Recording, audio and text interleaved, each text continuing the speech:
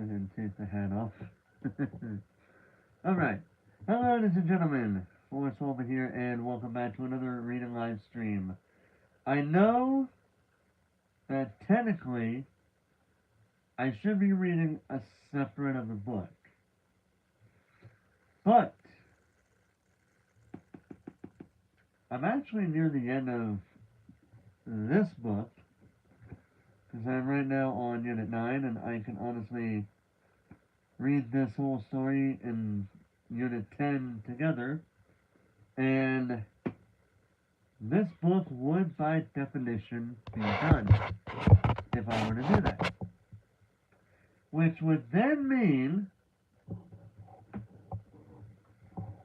after I read Death Behind Every Door and then Salem's Lot with their parts, I will officially be able to read Welcome to Deadhouse from Goosebumps, and I have a perfect opening.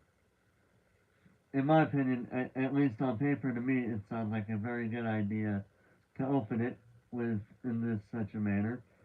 For at least just the first book, I don't know if I would ever do the opening again. We'll see what happens. But yeah, I do have a good way to open. I do have what I feel like may be a good way to open with this book before I read it. And also, on top of that, a little bit of news for you guys. I just bought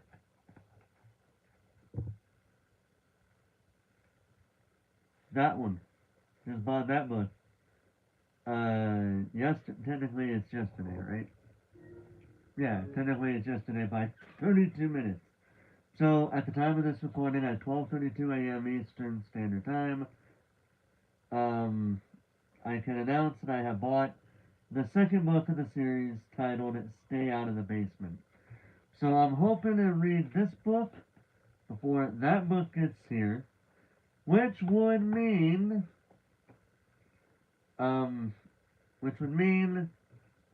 just like I did it before, once I get done reading one of the three books outside of this one as well as those two books, whichever book I finish reading, because I'm gonna try to read this book.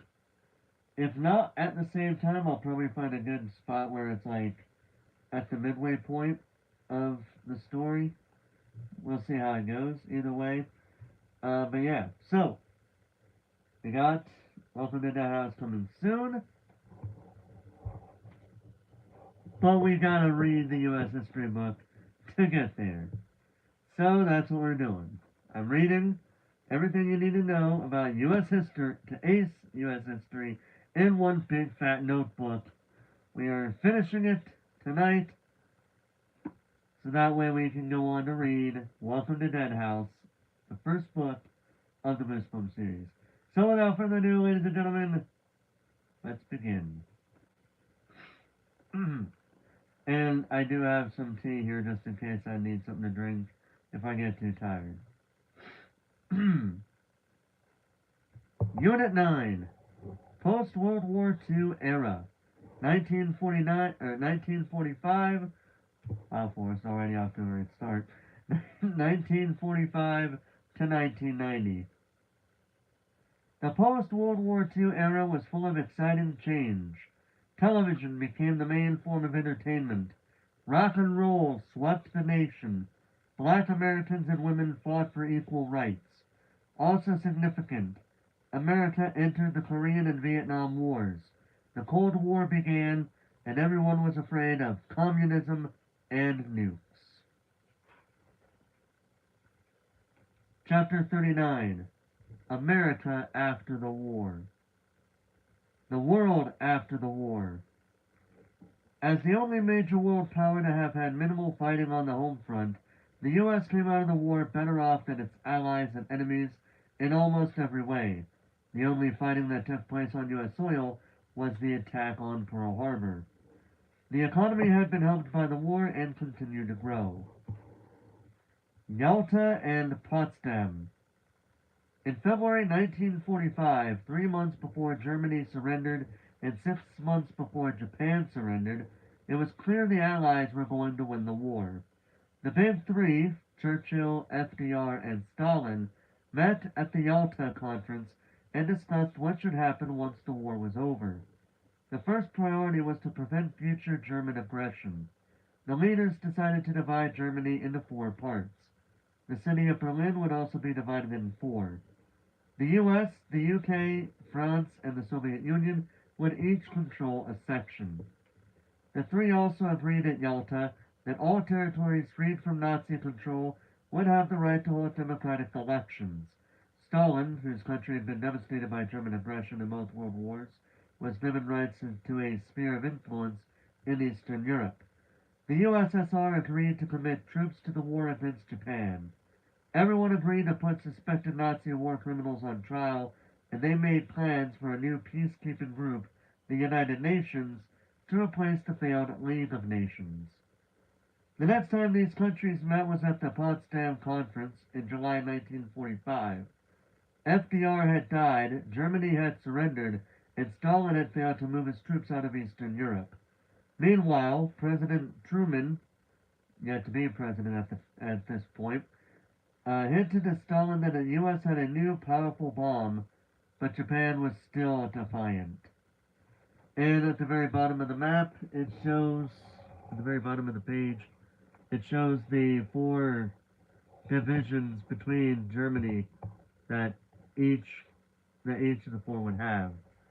Basically showing the British zone, the French zone, American zone, and Russian zone from top left, bottom right, top right, upper right, respectively.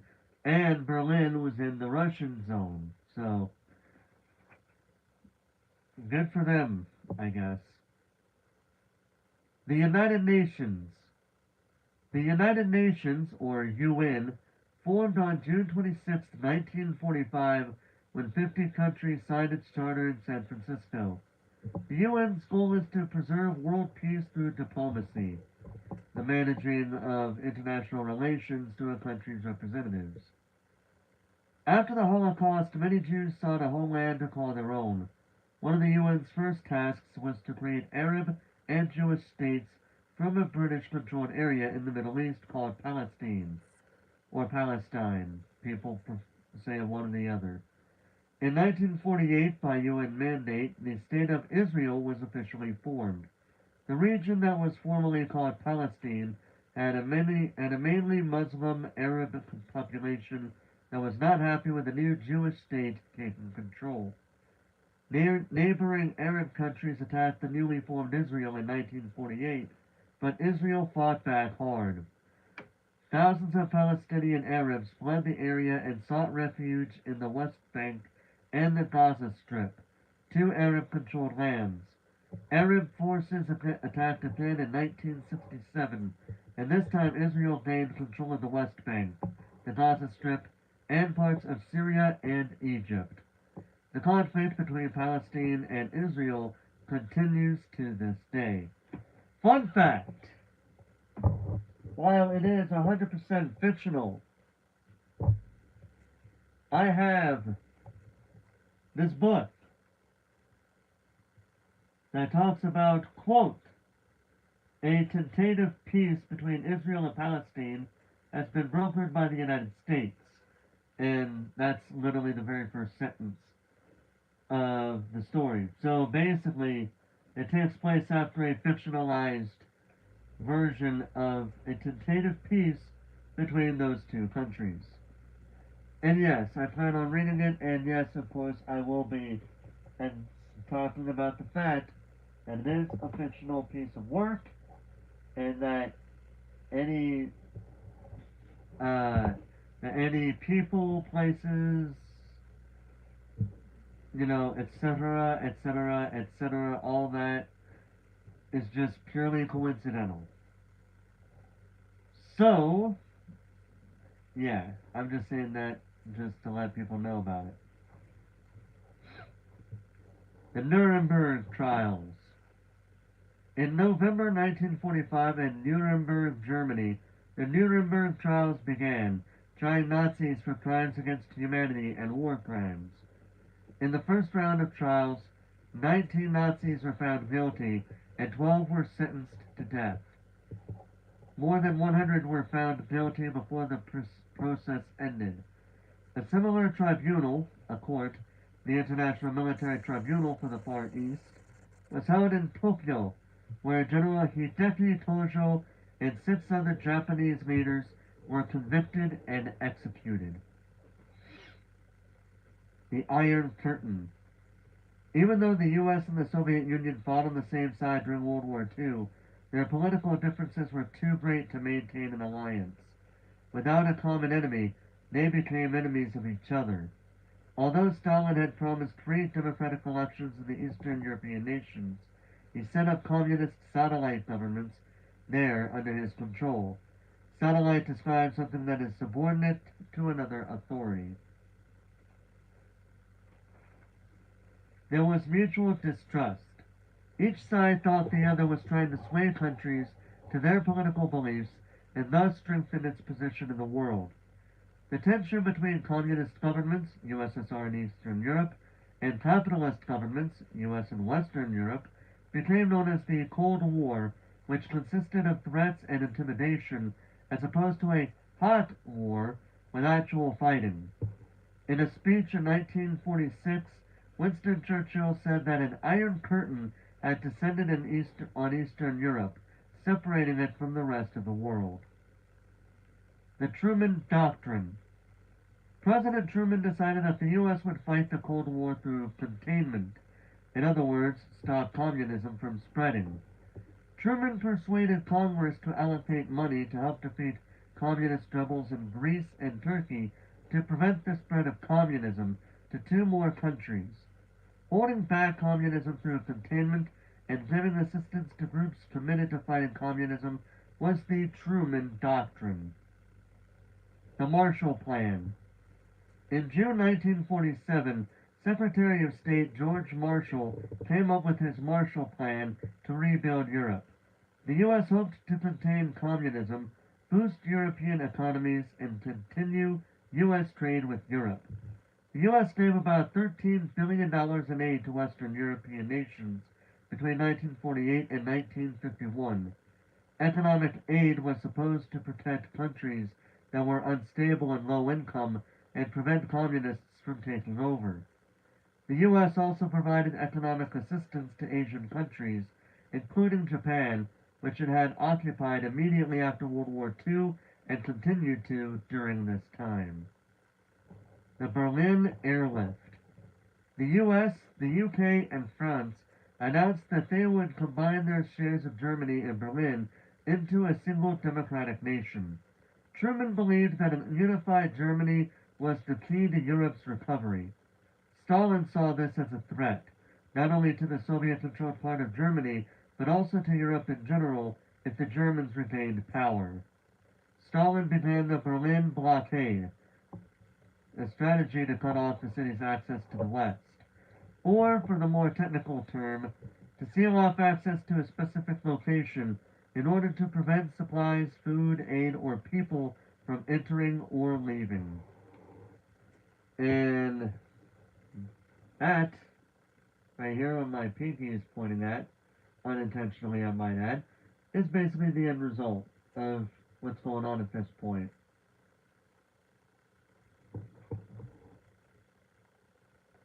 Truman organized the Berlin Airlift. U.S. and British planes brought food and supplies to West Berlin until Stalin ended the blockade. Still, Berlin remained divided into East and West Berlin. By the end of 1949, Germany was also divided into 2 nations, the Federal Republic of Germany, Democratic West Germany, and the German Democratic Republic, or Communist East Germany. Showing that right there. There we go. That's what it's showing right here. NATO and the Warsaw Pact. In 1949, the U.S. and Canada joined with Western Europe to form an alliance, the North Atlantic Treaty Organization, NATO, the first peacetime military alliance. It was a defensive alliance meant to prevent a Soviet assault on Western Europe. In 1955, The USSR and 7 other satellite states in Europe established their own alliance, the Warsaw Pact. The Fair Deal. Truman also had to pay attention to the needs of Americans at home. He began preparing a slate of domestic reforms in 1945. This extension of the New Deal was called the Fair Deal, but Truman had only limited success in getting Congress to pass it. These were some of his goals: a higher minimum wage, better Social Security, job creation, better public housing, and national health insurance. What's the deal? Remember, the Square Deal was Teddy Roosevelt's domestic program that focused on conservation, control of corporations, and consumer protection. The New Deal was a series of economic programs enacted by FDR during his first term in office. The Fair Deal was a series of domestic reforms proposed by Harry Truman. Truman also established a Committee on Civil Rights in 1946. He asked Congress to write laws ending poll taxes, which kept poor people from voting, and to pass anti-lynching laws. With the support from a conservative Congress, Truman made significant and permanent changes to federal policy when he ended discriminatory hiring practices in the federal government and desegregated the U.S. military by executive order. Funny how a conservative Congress back then cared about the American people, but nowadays they don't care for shit. Depending on who we're talking about, of course, but still. The election of 1948. The Republican Party was sure they'd win. Truman hadn't succeeded with the Fair Deal, and the Democratic Party was divided. Some Southern Democrats, angry about Truman's support of civil rights, formed a new party called the States' Rights Democratic Party, or the Dixiecrats. Other Democrats formed a new Progressive Party to try to reconcile with the Soviets. The Republican candidate, Thomas Dewey, was so far ahead in the polls that the Chicago Daily Tribune newspaper released a special edition with a huge "Dewey defeats Truman" on the front pages before the votes were tallied. But Truman had gone on a whistle-stop tour, convincing Americans that the failure of the Fair Deal was the fault of the Republican Congress. Truman won a second term. In case anybody's wondering, whistle-stop tour, a campaign trip from town to town, referring to the train stations where candidates would make a quick stop before continuing on. I'm gonna take a drink real quick. Give me 1 second.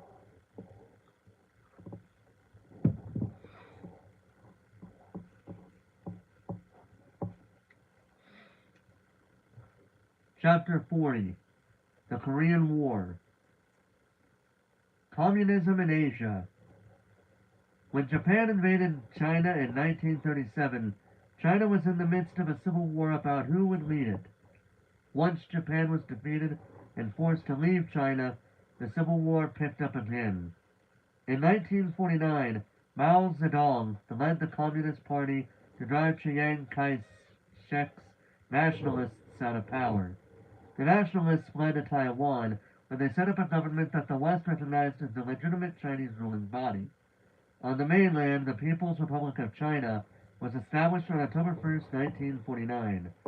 Many Americans thought that their government should have done more to stop a communist nation and ally of the USSR from forming. In 1949, the Soviets detonated an atomic bomb, which meant that the U.S. no longer had a nuclear monopoly. The 38th Parallel. From 1910 to 1945, Korea was an occupied colony of Japan.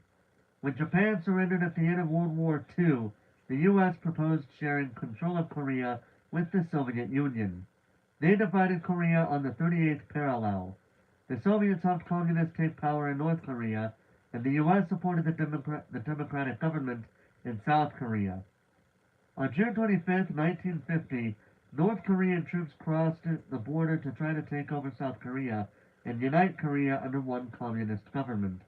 This was another civil war in Asia over what type of government would be established in the newly independent country.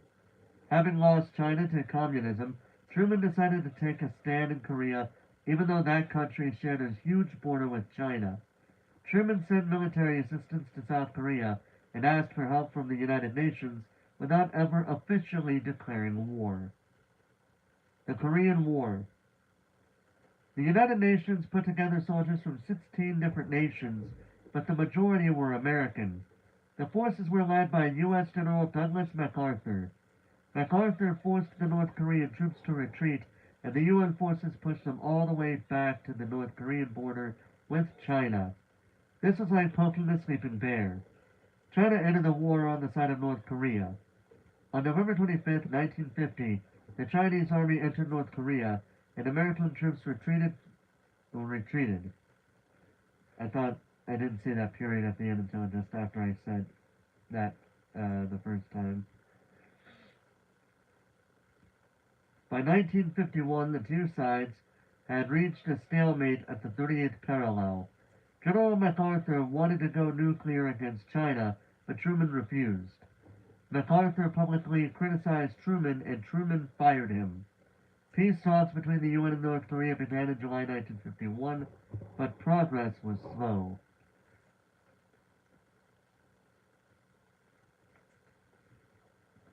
Now there is a part here that I'm going to show you a picture of, but it's going to have a point, something being pointed at, and it's going to say, and to read it. MacArthur made an unlikely amphibious invasion at Incheon, which turned the tide of war. That's what it looks like. I like Ike. Americans were angry about what seemed like pointless fighting in Korea. The Republican nominee, Dwight D. Eisenhower, from World War II, known as Ike, promised to end the war and easily defeated Democrat Adlai Stevenson in the 1952 presidential election. He was the first Republican to defeat a Democrat in a presidential election since 1928. Nearly, let's see here, so that would be 34, wait, let me see here, 28, 38, 48, that's 20. So that'd be about 24 years, almost 25 years. The Forgotten War. It took more than a year, but a ceasefire finally ended fighting on July 27, 1953. A demilitarized zone, DMZ, was established not far from the 38th parallel as a no-man's land and de facto, in effect, aka in effect, border between North Korea and South Korea. 33,000 American service members died, as did nearly 3 million Koreans and Chinese, the majority of whom were civilians. Still, it is often referred to as the Forgotten War. We still don't have a peace treaty with North Korea. McCarthyism. Fear of communism was strong in the U.S., setting off another Red Scare. The House Un-American Activities Committee, HUAC, was established in 1938 to investigate, quote, un-American activity, end quote, meaning any behavior that seemed communist-like. President Truman investigated accusations of espionage among government workers. The HUAC targeted the movie industry. People who were charged were blacklisted, a list of people who were not welcome, by movie studios if they refused to reveal information. Communist groups were required to register with the government. In 1951, a State Department employee named Alger Hiss was jailed for perjury in connection with giving information to the Soviets. Julius and Ethel Rosenberg were executed in 1953 for selling atomic secrets to the Soviet Union. In 1950, Joseph McCarthy, a Republican senator, took charge of the hunt for communists. He made reckless accusations, mostly against leftists, and claimed to have a list of communists working for the State Department, even though he never showed it. Geez, you didn't see that coming. McCarthyism now refers to the practice of making unfounded accusations of treason and the use of accusations to prevent criticism.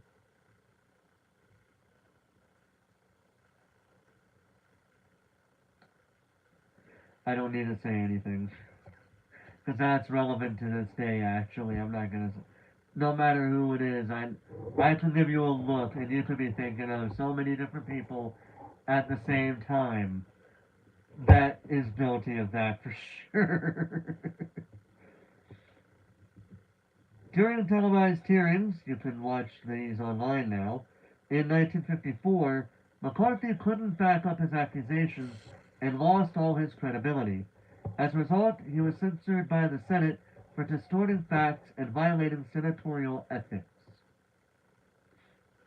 Arms race. Using stolen technology, the Soviet Union built an atomic bomb in 1949.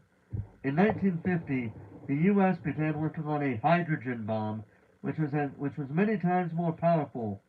The H-bomb was tested successfully in 1952.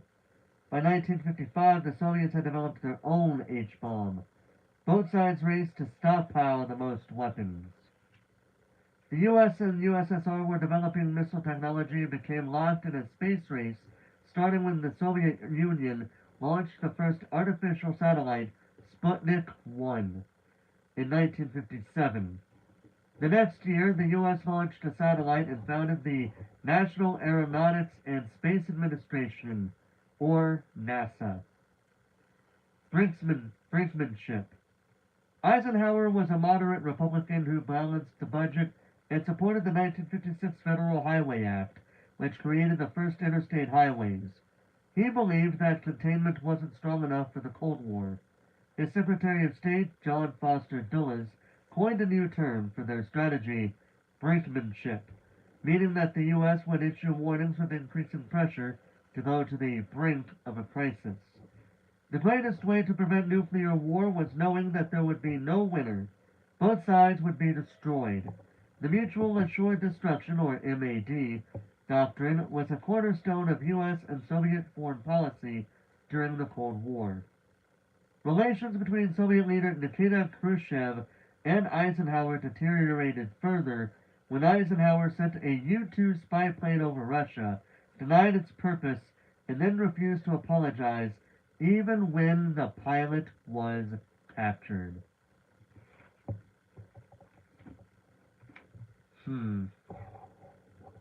Very interesting.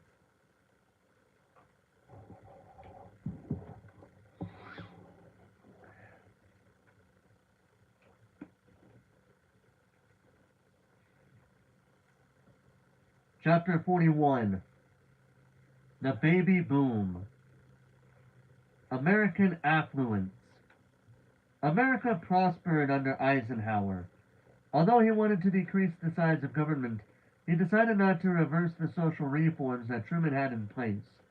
He even expanded Social Security, increased the minimum wage, and established the Department of Health, Education, and Welfare. Ironic, isn't it? Not all Americans, however, had equal access to this affluence, even if they had defended the country patriotically in the wars. The economy boomed. Americans bought home appliances, cars, clothes, and televisions. They watched programs like I Love Lucy and The Lone Ranger, where they saw advertisements for more products to buy. The American dream was linked to owning the same things as the families on television. These shows often reinforced stereotypes about who real Americans were while failing to represent the diverse American population. Remember, this was in the 50s and going to be the 60s at this point. Um, and so at this time, white people were still considered the heroes. They were always painted as the heroes. And 9 out of 10 chances are some of the things that you would see on the TV could in some ways, depending on what we're talking about here, be deemed as racially insensitive. That's a part of the reason why you look at Warner Brothers as an example. They have the, how many was it? There were a series, I forget how many, but there are a series of banned episodes that they no longer, that they do not air on television because they acknowledge how racially insensitive those cartoon shorts were um, nowadays. How they are nowadays. Um, but also, you got at the time. There are going to be like we're yet to be into the 60s, so we've yet reached that point where I don't know if we've reached that point yet, but to put it simply, white people were still viewed as as the good people, and while there are some movies that could very much go against what I'm about to say, typically, for the most part, I guess, uh, non-whites were seen as well. They were still viewed like they didn't really. How do I say this without getting too offensive? Let's just say that typically the white man was the hero, and the non-white people at this time were typically treated like they were typically not always, again, not always, but at times, they would be given the villainous roles, especially during the World Wars, and especially World War II. They made propaganda cartoons and Looney Tunes.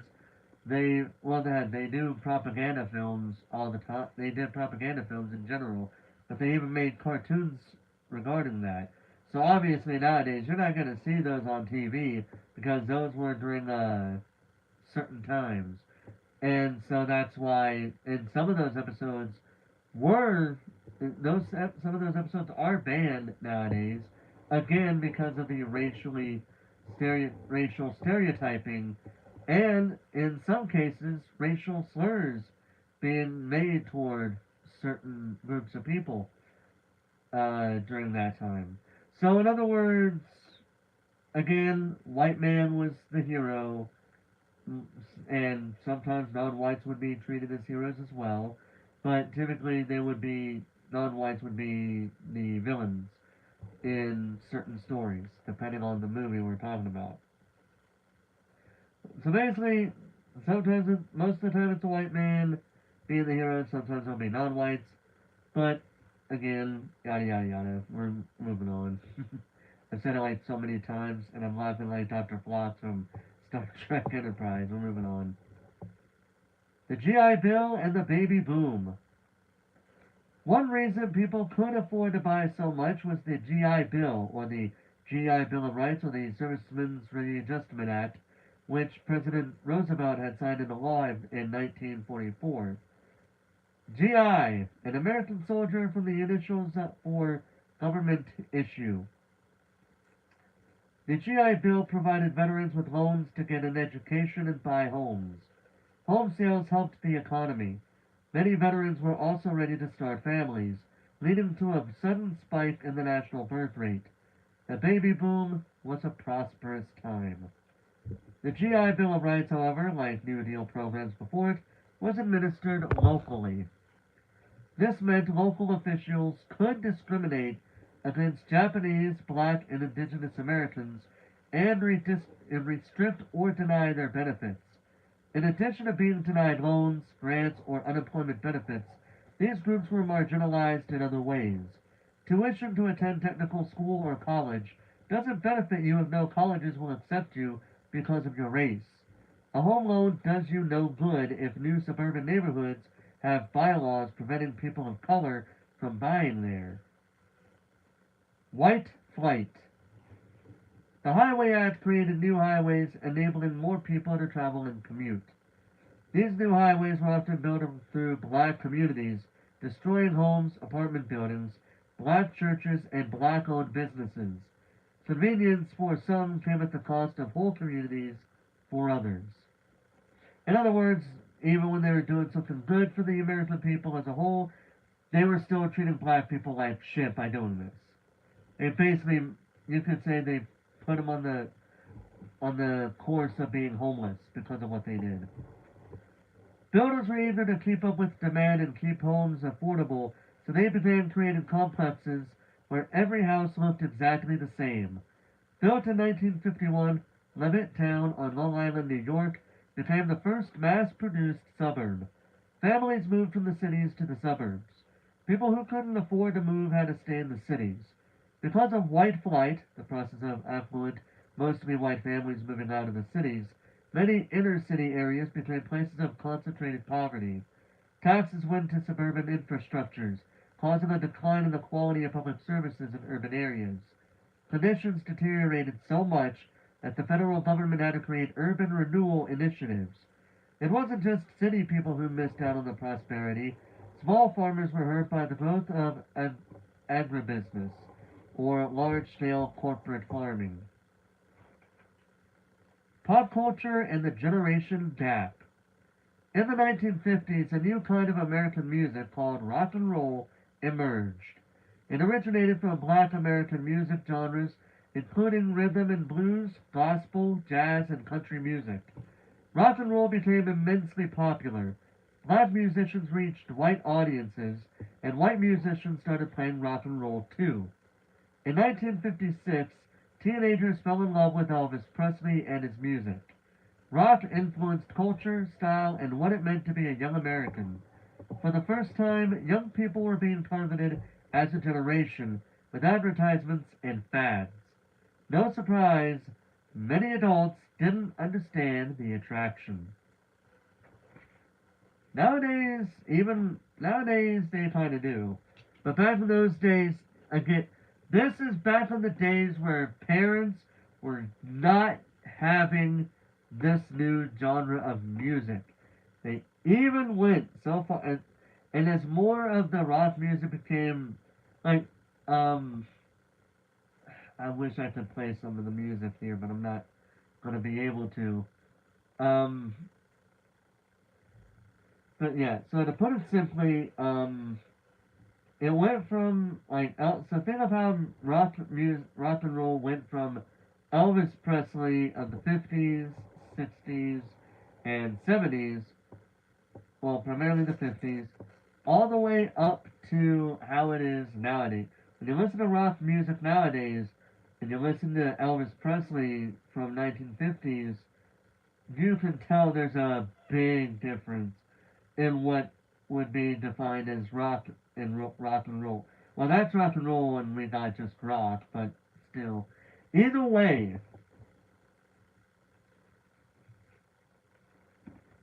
I'm gonna take a drink real quick.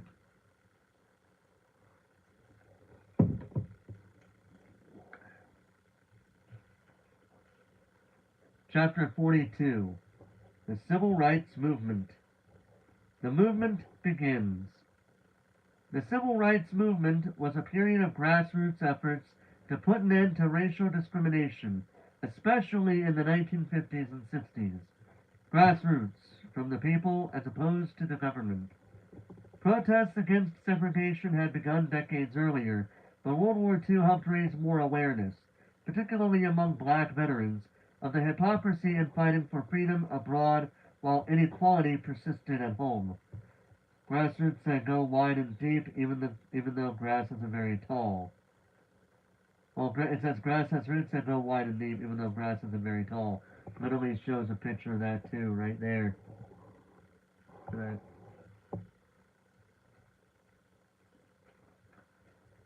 Brown versus Board of Education. One of the first targets was segregation. The NAACP challenged this law in the early 1950s on the basis that many separate but equal public schools for black kids were inferior to all white schools in the same district.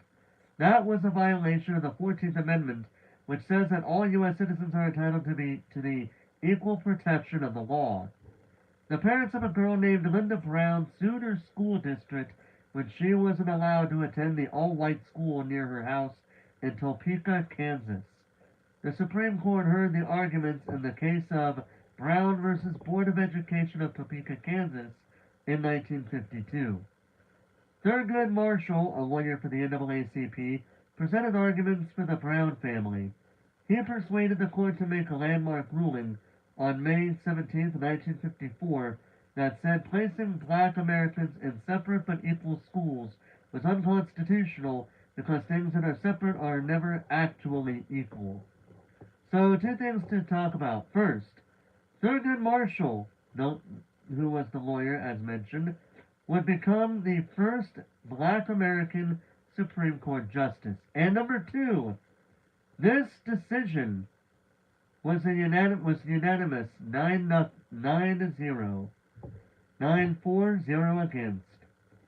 In a case the next year, Brown 2, the Supreme Court required that all segregated public schools integrate with all deliberate speed. The court did not give a deadline, so some schools delayed integration for years. The Little Rock Nine. In September 1957, which was 5 years after the Brown versus Board of Education, an Arkansas high school was ordered by a judge to admit 9 black students. Arkansas Governor Orville Faubus was a segregationist, and he sent the Arkansas National Guard to stop the students from going in. One of the Little Rock Nine, Elizabeth Eckford, was threatened with lynching. Let that sink in for a bit. For 3 weeks, the students were kept out. President Eisenhower ultimately sent paratroopers to escort the students and enforce the law. To me, that is when it's suitable, because if a judge orders it to happen, and the governor tries to stop it, I think the president has, in this case, very much has the right to ensure that it be that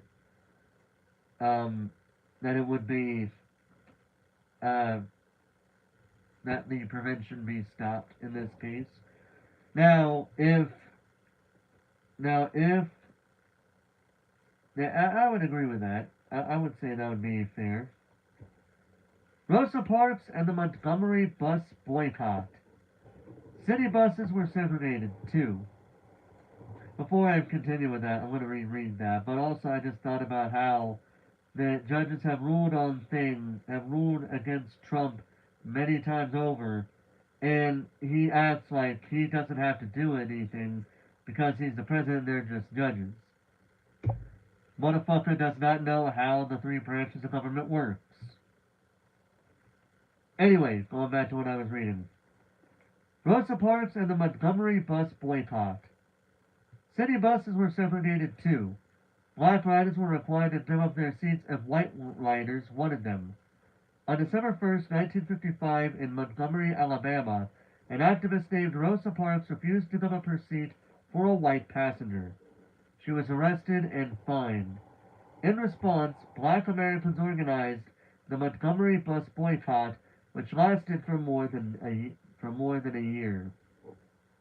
During the Civil Rights era, Southern states resisted the Supreme Court decisions and vowed not to enforce them in a strategy called massive resistance. Furthermore, various governors proposed to interject the state government between the federal government and its citizens in a tactic called state interposition. Eisenhower, however, stood fast and used federal troops to enforce the law. Again, makes sense that you would use your troops to ensure that this sort of thing, to ensure that the law that was being enforced. Most people who rode the buses were black, so the boycott cost the city a lot of money. Boycotters organized carpools or walked, even when faced with violent retaliation from segregationists and the KKK. A bunch of fucking assholes. Well, they say segregationists and the KKK. Well, I say AKA bullshit, a group of fucking assholes. November 13th, 1956. The Supreme Court ruled that the bus segregation law, so on November 13th, 1956, the Supreme Court ruled that the bus segregation law was unconstitutional and buses were desegregated. I actually have a movie that takes place during this time period. of the Montgomery bus boycott, and it even is told in the story in the eyes of a white man who, as time goes on, is more and more supportive of the boycotts that the black Americans were doing. His family was having none of it. They did not like that he was defending black people because the because the family was racist against them. So yeah, at the end of the day, he basically denounces them as his family, and he eventually gets together with a black woman. As far as I know, I haven't seen that movie in some time, and I know I got the movie out there, so maybe at some point I'll watch the movie. Maybe. We'll see what happens. Either way, I do have that movie. I still do, and I know where it's at, too. Martin Luther King Jr. A young reverend named Dr. Martin Luther King Jr., or MLK Jr., rose to prominence during the Montgomery bus boycott. His talent for speech making made him popular.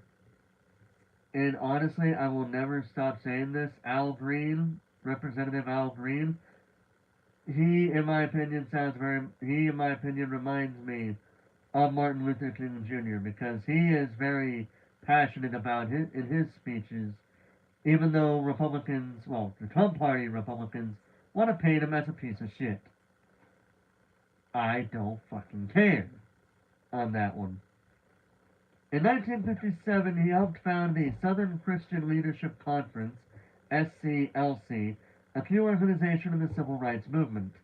MLK Jr. was influenced by Philip Randolph, and by Mohandas Gandhi, who had led protests in India against British foreign rule using nonviolent tactics of civil disobedience. Mohandas Gandhi was also known as Mahatma or Great Soul. He used nonviolent protest to advocate self-rule in India against British colonizers. Sit-ins. One of the most effective forms of nonviolent protests was the sit-in, sitting in protest. On February 1st, 1960, 4 black college students sat at a whites-only lunch counter in Greensboro, North Carolina. Although the lunch counter staff refused to serve them, the students returned each day with more and more people. Eventually, store owners desegregated to prevent further disruption of their businesses.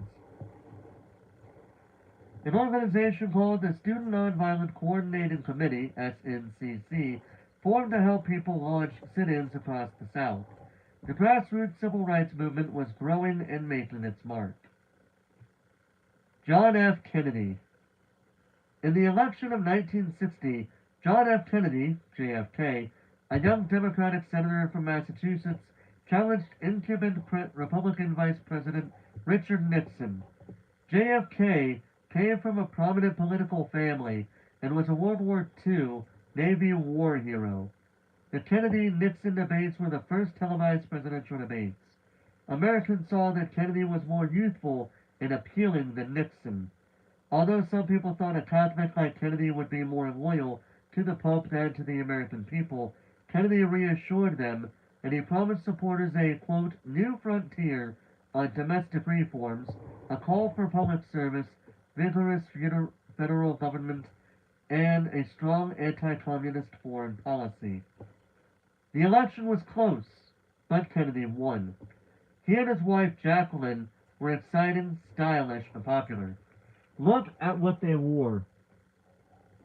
Here's what they wore. Kennedy didn't immediately pursue the reforms he had promised in order to avoid upsetting Southern Democrats. Civil rights leaders criticized him for not bringing about change fast enough. Freedom Riders.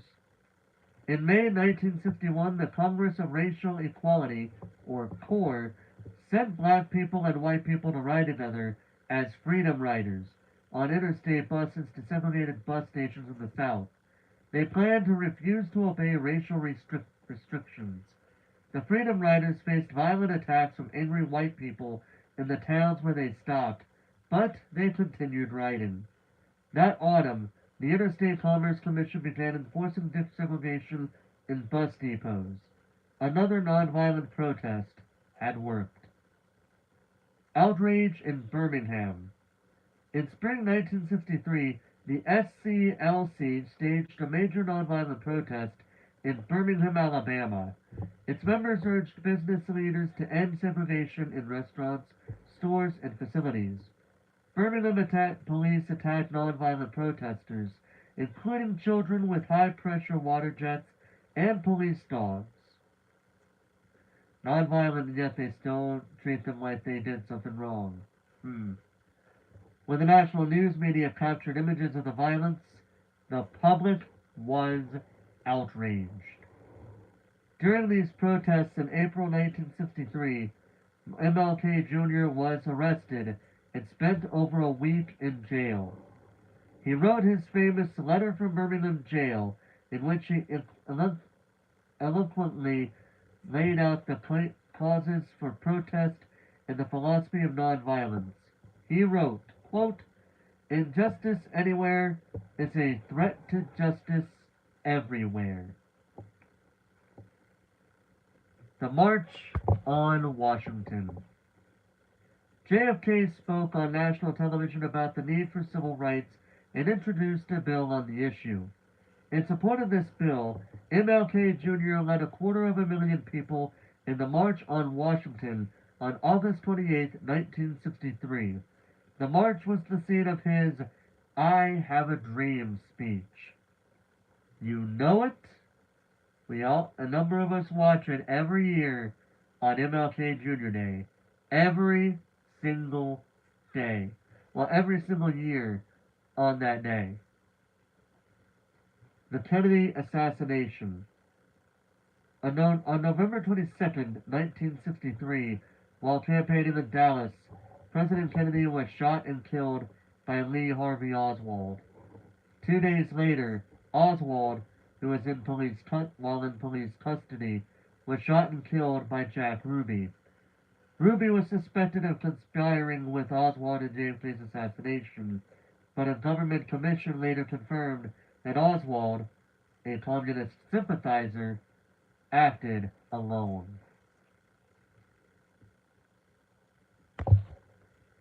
The Civil Rights Act of 1964. Kennedy's Vice President, Lyndon B. Johnson, LBJ, was sworn in as president, and he prioritized Kennedy's Civil Rights Bill in order to honor the late president's memory. The Civil Rights Act of 1964 passed quickly. It outlawed discriminatory voter registration practices, ended segregation in establishments that affected interstate commerce, which was broadly defined as, quote, any place of public accommodation, such as hotels, restaurants, gas stations, etc., ended segregation in public places and public schools, established the Equal Employment Opportunity Commission, gave the federal government the power to enforce the laws. Freedom Summer. Once desegregation became law, the civil rights movement tackled voting rights.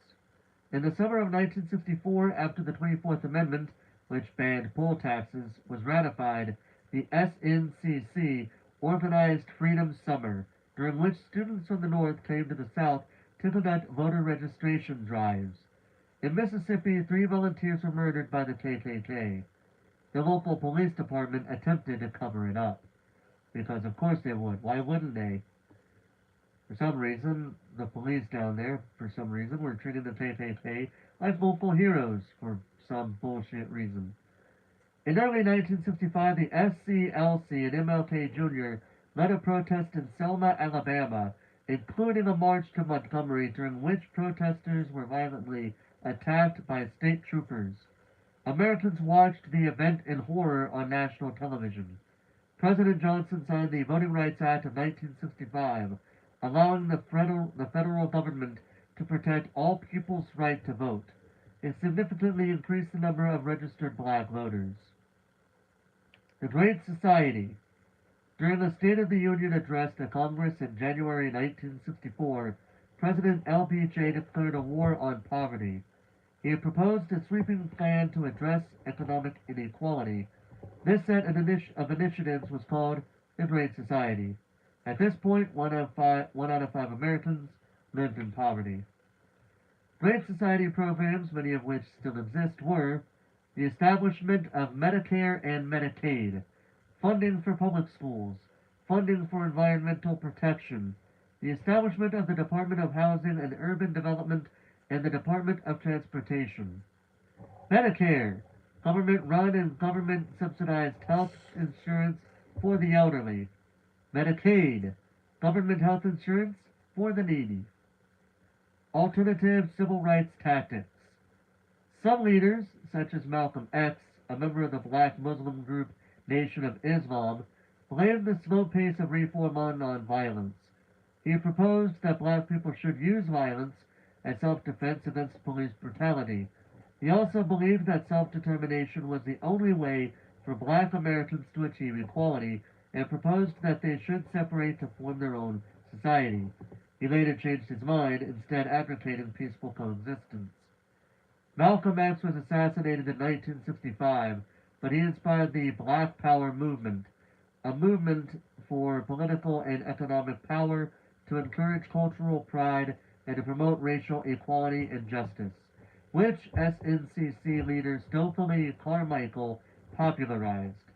Huey Newton and Bobby Seale founded the radical Black Panther Party, which carried arms and demanded equality in housing, education, and employment.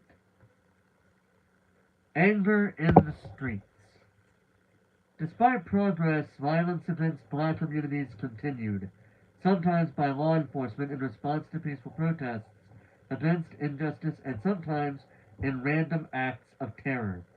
Rising tensions and frustration at the slow pace of change sparked racial uprisings that broke out in cities across the U.S. every summer from 1965 to 1967.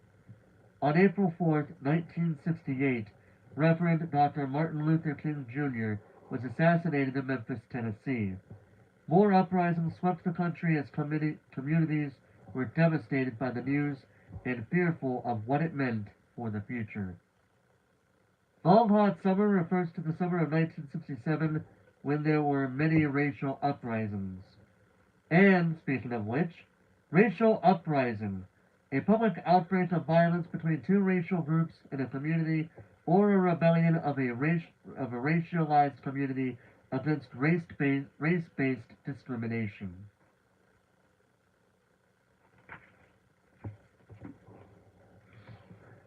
Two minutes away from the 1 hour mark.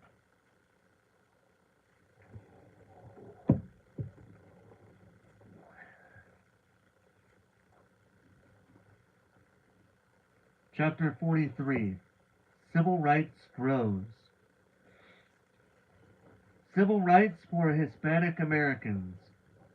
The Hispanic population in the U.S. grew dramatically after immigration reforms were made in 1965, prompted by the Civil Rights Movement.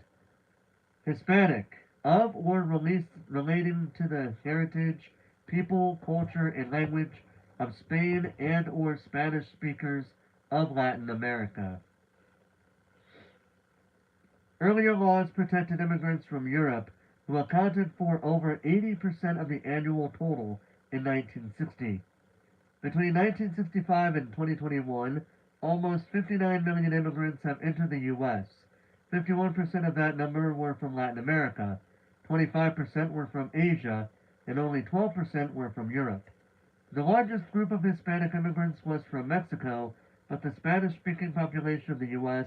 also includes immigrants from Puerto Rico, now a U.S. territory, Cuba, and elsewhere. Many peoples, many terms. Activists persuaded the government to add the term Hispanic in the U.S. Census in 1980. Before that, all respondents had to choose the designation white or black. It's not on the census, but now common terms to describe people from Latin America are Latino, Latina, or the gender-neutral wait, hold on, let me, Latine and Latinx, Latinx, Latinx.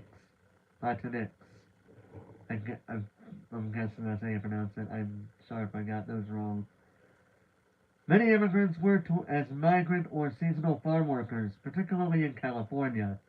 Migrant farm laborers worked under harsh conditions, traveling from one ripe camp to the next. The Agricultural Workers Organizing Committee, AWOC, was led by Dolores Huerta, a Chicana, a Mexican-American woman, and Mary uh, Itleong, a Filipino. In 1962, this organization merged with the National Farm Workers Association under the leadership of Cesar Chavez, a Chicano, a Mexican-American man, to form the United Farm Workers Union, or UFW. They used nonviolent strategies to gain rights and improved wages for migrant workers. The best known example was the grape boycott of 1965 through 1970. The UFW persuaded consumers to stop buying California grapes until the farms recognized the union. In 1968, Chicano students in Los Angeles led a series of walkouts to protest unequal conditions in Los Angeles public high schools, where 75% of students were Mexican American. The students met with the school board and demanded education reform, including bilingual education programs. In 1970, the organization La Raza Unida was founded to find better housing and job opportunities for Mexican Americans and help them get elected to public office. Civil rights for indigenous Americans. During the 1950s, the federal government still operated on the policy that it was best to assimilate indigenous Americans into mainstream culture and began to take aggressive measures to achieve this: termination of tribes and treaties, which meant an end to funding and assistance, and relocation to urban areas and off reservations, which resulted in low employment and unemployment as well as loss of culture. Indigenous Americans were one of the lowest income populations in the country. The mid 20th century was the turning point for Indigenous American rights. In 1944, the National Congress of American Indians, NCAI, was founded to advocate for national autonomy, preservation of languages and cultures, control of ancestral lands, and other civil and legal rights. The Indian Civil Rights Act of 1968 ensured that indigenous Americans had the same rights shared by all American citizens, as well as tribal autonomy. In addition, the policy of termination was replaced by a policy of self-determination. Excuse me. In 1968, a group of young urban Indians founded the American Indian Movement, or AIM. The goal of this pan-Indian group was to bring attention to bad government policies and mismanagement. It fostered cultural pride in a group who had been asked for centuries to build up their culture. In 1972, AIM physically seized the Bureau of Indian Affairs headquarters, and in 1973, 300 indigenous people staged a violent occupation of the town of Wounded Knee, South Dakota. They were surrounded by U.S. Marshals and the National Guard. The two sides fired on each other, and the standoff lasted 11 days. Indigenous activists persuaded the government to discuss their demands and raised awareness of the terrible conditions in which so many of them lived.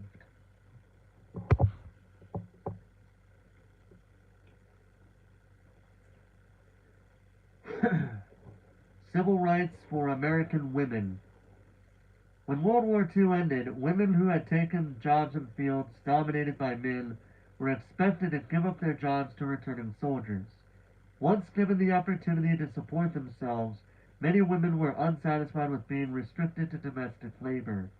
This frustration was expressed in Betty Friedan's 1963 book, The Feminine Mystique, which is widely considered to have sparked the second wave of the feminist movement, the women's movement of the 1960s and 70s. Feminism, the belief that men and women should have equal rights and opportunities.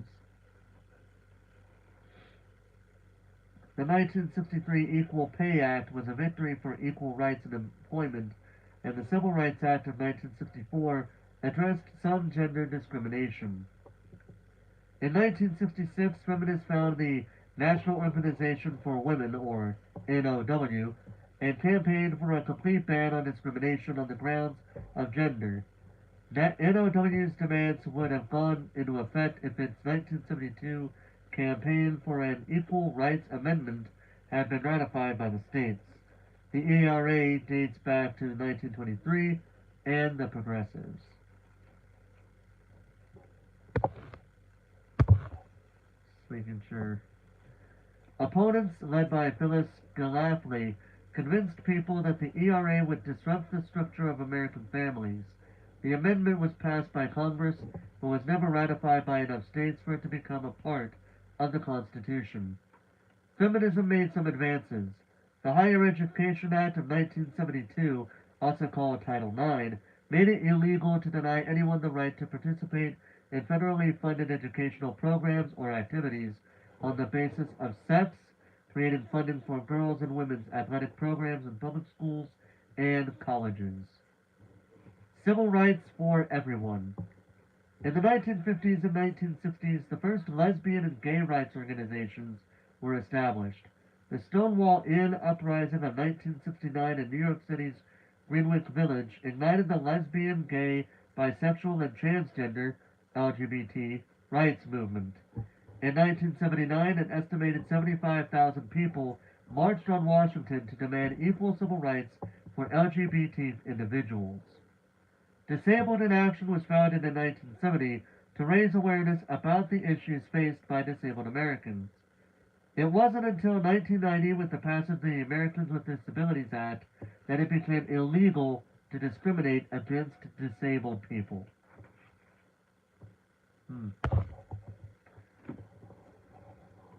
Taking a drink.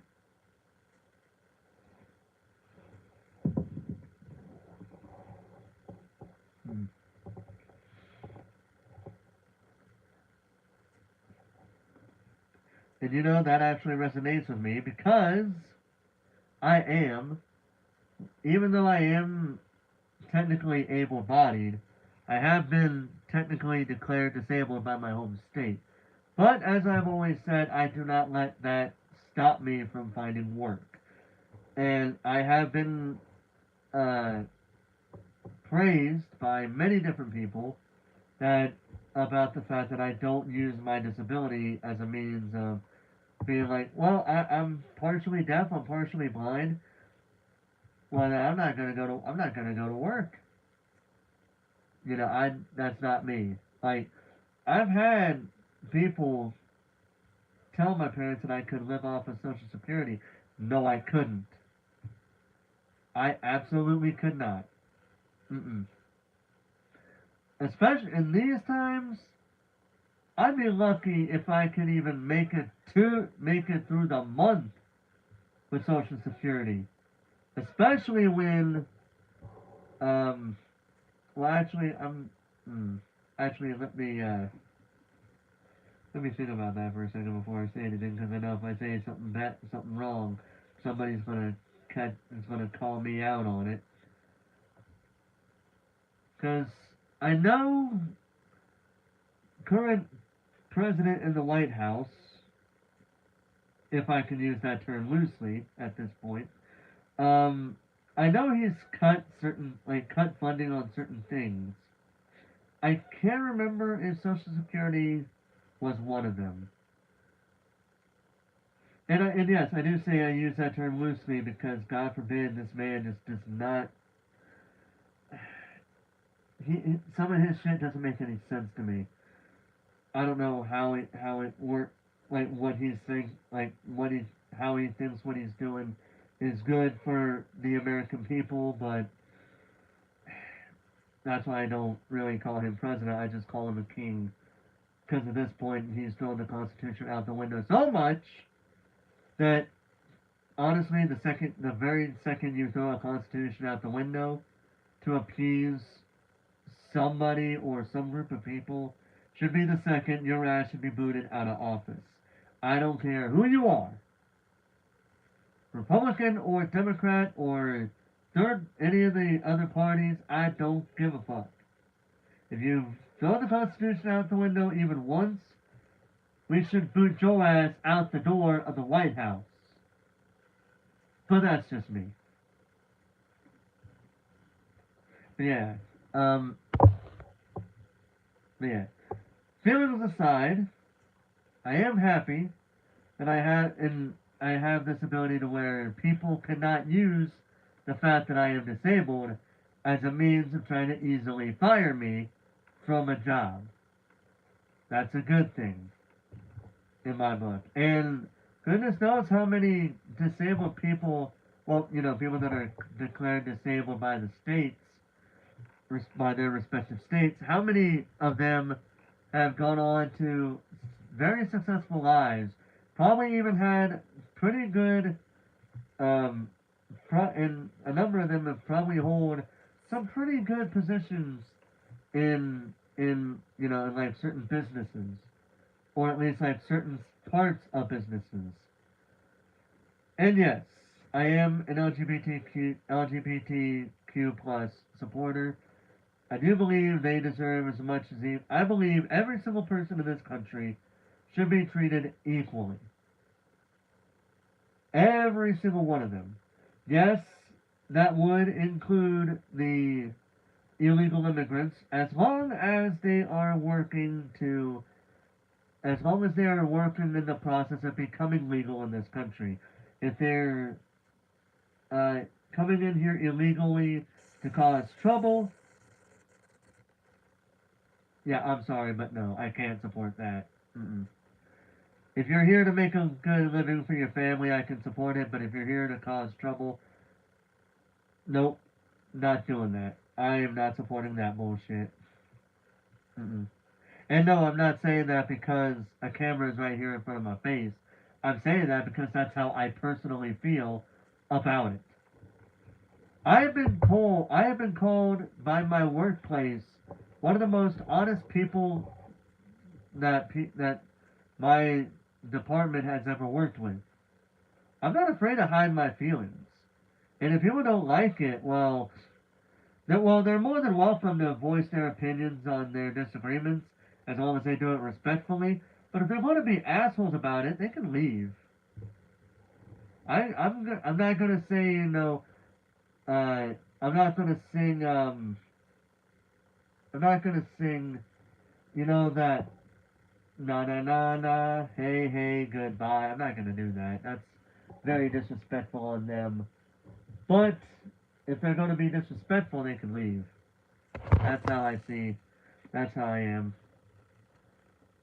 Because I had somebody do that. Like I remember one time I was saying something, and this guy was saying something in response to what I said, and basically he was saying it in a way like his opinion was the correct opinion. To me, that's disrespectful. If it's an opinion, it doesn't matter who's right or who's. There's a difference between fact and opinion. You can look at a fact and have different opinions on what that fact means to you. You can't deny the fact, but you can't act like the opinion is the right opinion because the fact is right there. You can't you can't say anything about the fact. The fact is always right. But if you say an opinion, that's not entirely right because we could, for an example, don't mind the toilet. Apparently the toilet is telling me to move on. We gotta move on already. Anyway, I'll end it with this. All right, I will end it with this. Um, because I do want to get through the rest of this book, and we are nearly an hour and a half into reading this. Well, we're at least an hour 15 minutes into this almost. So I'm gonna end my thought process with this. Um, if you have an opinion on something, it's okay to share it, but be respectful. If you're going to be disrespectful, don't be surprised when someone decides to disrespect you right back. Basically, think of all those heckler clips that you watch, that you may or may not watch. Think about those heckler clips. They may have an opinion, but they're disrespecting the comedian because the comedian is sharing their opinion, and you're supposed to shut the fuck up during the comedian's time of them doing their show for however long they're doing it. Um, but yeah, just be respectful to other people. You don't have to share the same opinion, but it's better to have an understanding on both. I know this is bad in some cases, but it's better to have an understanding from both sides of the coin than to just act like your opinion is the right one. As well, especially when you don't have any facts to back it up, because you can't argue with facts. And please don't say anything about the alternative facts bullshit. That's made up bull crap that Kellyanne Conway came up with sometime after Trump's first term. We're we're not that's not even a thing. That's just a whole alternative facts are just a bunch of lies. Don't try to tell me don't try to tell me about them because that's gonna happen every time you bring it up. Every time. But anyway, we are moving on.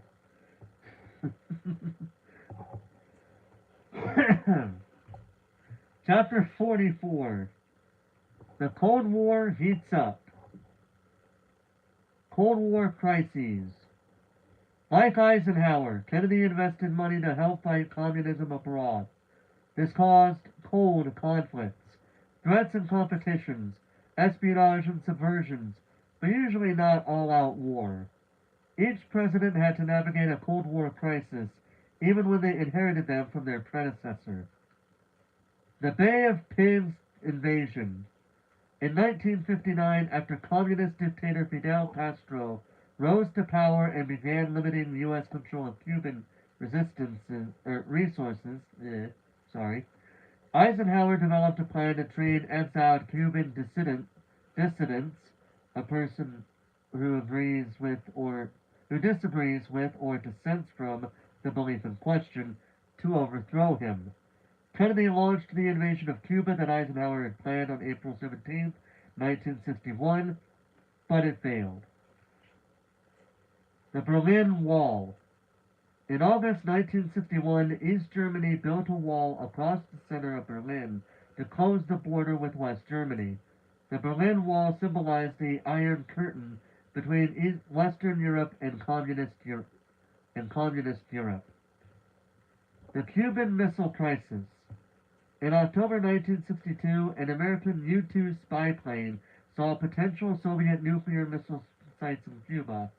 JFK ordered a naval blockade to prevent Soviet ships from reaching the island. Nuclear war was avoided when the USSR agreed to remove the missiles, and the US agreed not to invade Cuba. The Space Race. Yuri Gagarin of the USSR became the first person to orbit the Earth. In April 1961, JFK set a goal of placing a man on the moon by the end of the decade. It took 3 sets of missions, Mercury, Gemini, and Apollo, but on July 20th, 1969, the U.S.'s Neil Armstrong and Edwin Buzz Aldrin were the first people to walk on the moon. This was the Apollo project. I know some people like to say the moon landed in space, but we're not talking about that. We're not going to talk about that. You have your opinions on that? I wasn't born at that time, so I'm not going to say shit. On the other hand, to promote world peace in 1961, Kennedy created the Peace Corps, which sends volunteers to developing countries around the world. In 1963, he helped set up a direct hotline and Moscow so leaders could communicate quickly in a crisis. Also in 1963, the US, the USSR, and the UK signed the Limited Nuclear Test Ban Treaty, which banned nuclear tests except underground. Conflict in Vietnam, a Cold War crisis. Trying to make sure people. I'm just keeping track of chat in case anybody says anything. Vietnam was part of French Indochina, the present-day nations of Cambodia, Laos, and Vietnam, then colonies of France. Leader Ho Chi Minh and his Indochinese Communist Party, ICF, joined other nationalists in 1946 to create the Viet Minh, a military coalition to gain independence from France. Geneva Accords. In May 1954, the French suffered a decisive defeat at the Battle of Dien Bien Phu. I don't know if I pronounced that correctly. Maybe, maybe not. Afterward, the French and the Vietnamese met in Geneva, where it was decided that Vietnam would temporarily be divided along the 17th parallel, similar to the tactic that had been tried in Korea. The 1956 elections would decide who would run the whole country. In the meantime, Ho Chi Minh would control the communist north and Ngo Dinh Diem would control the anti-communist south. You can probably see where this is going already, especially if you don't know history, you still probably know where this is going. Vietnam divided. Eisenhower sent a ton of money and weapons to support Diem's army. Diem thought he'd lose the national elections, so he canceled them, which was not very democratic. Communists in the South formed the National Liberation Front, a group also known as the Viet Cong. The Viet Cong waged guerrilla warfare in South Vietnam and got assistance from northern communists through a secret network of paths and tunnels called the Ho Chi Minh Trail. Kennedy sent soldiers from the Special Forces, known as Green Berets, to help the forces of the South. In November 1963, Diem's army staged a coup and killed him. South Vietnam was losing control. And there's a picture of, it's the picture of Vietnam and the separation, the separations, how that all worked out. Geographically, at least. Eisenhower and the U.S. government believed in the domino theory about the spread of communism. If one country fell to communism, then its neighbors would fall too. He used this theory to justify a military presence in Vietnam, despite widespread protests and little progress. Before I continue, there is a little fun fact. I don't know if it was with the Vietnam War. I think it was probably the Vietnam War. But since the Korean War and the Vietnam War started a number of years apart from each other, Muhammad Ali was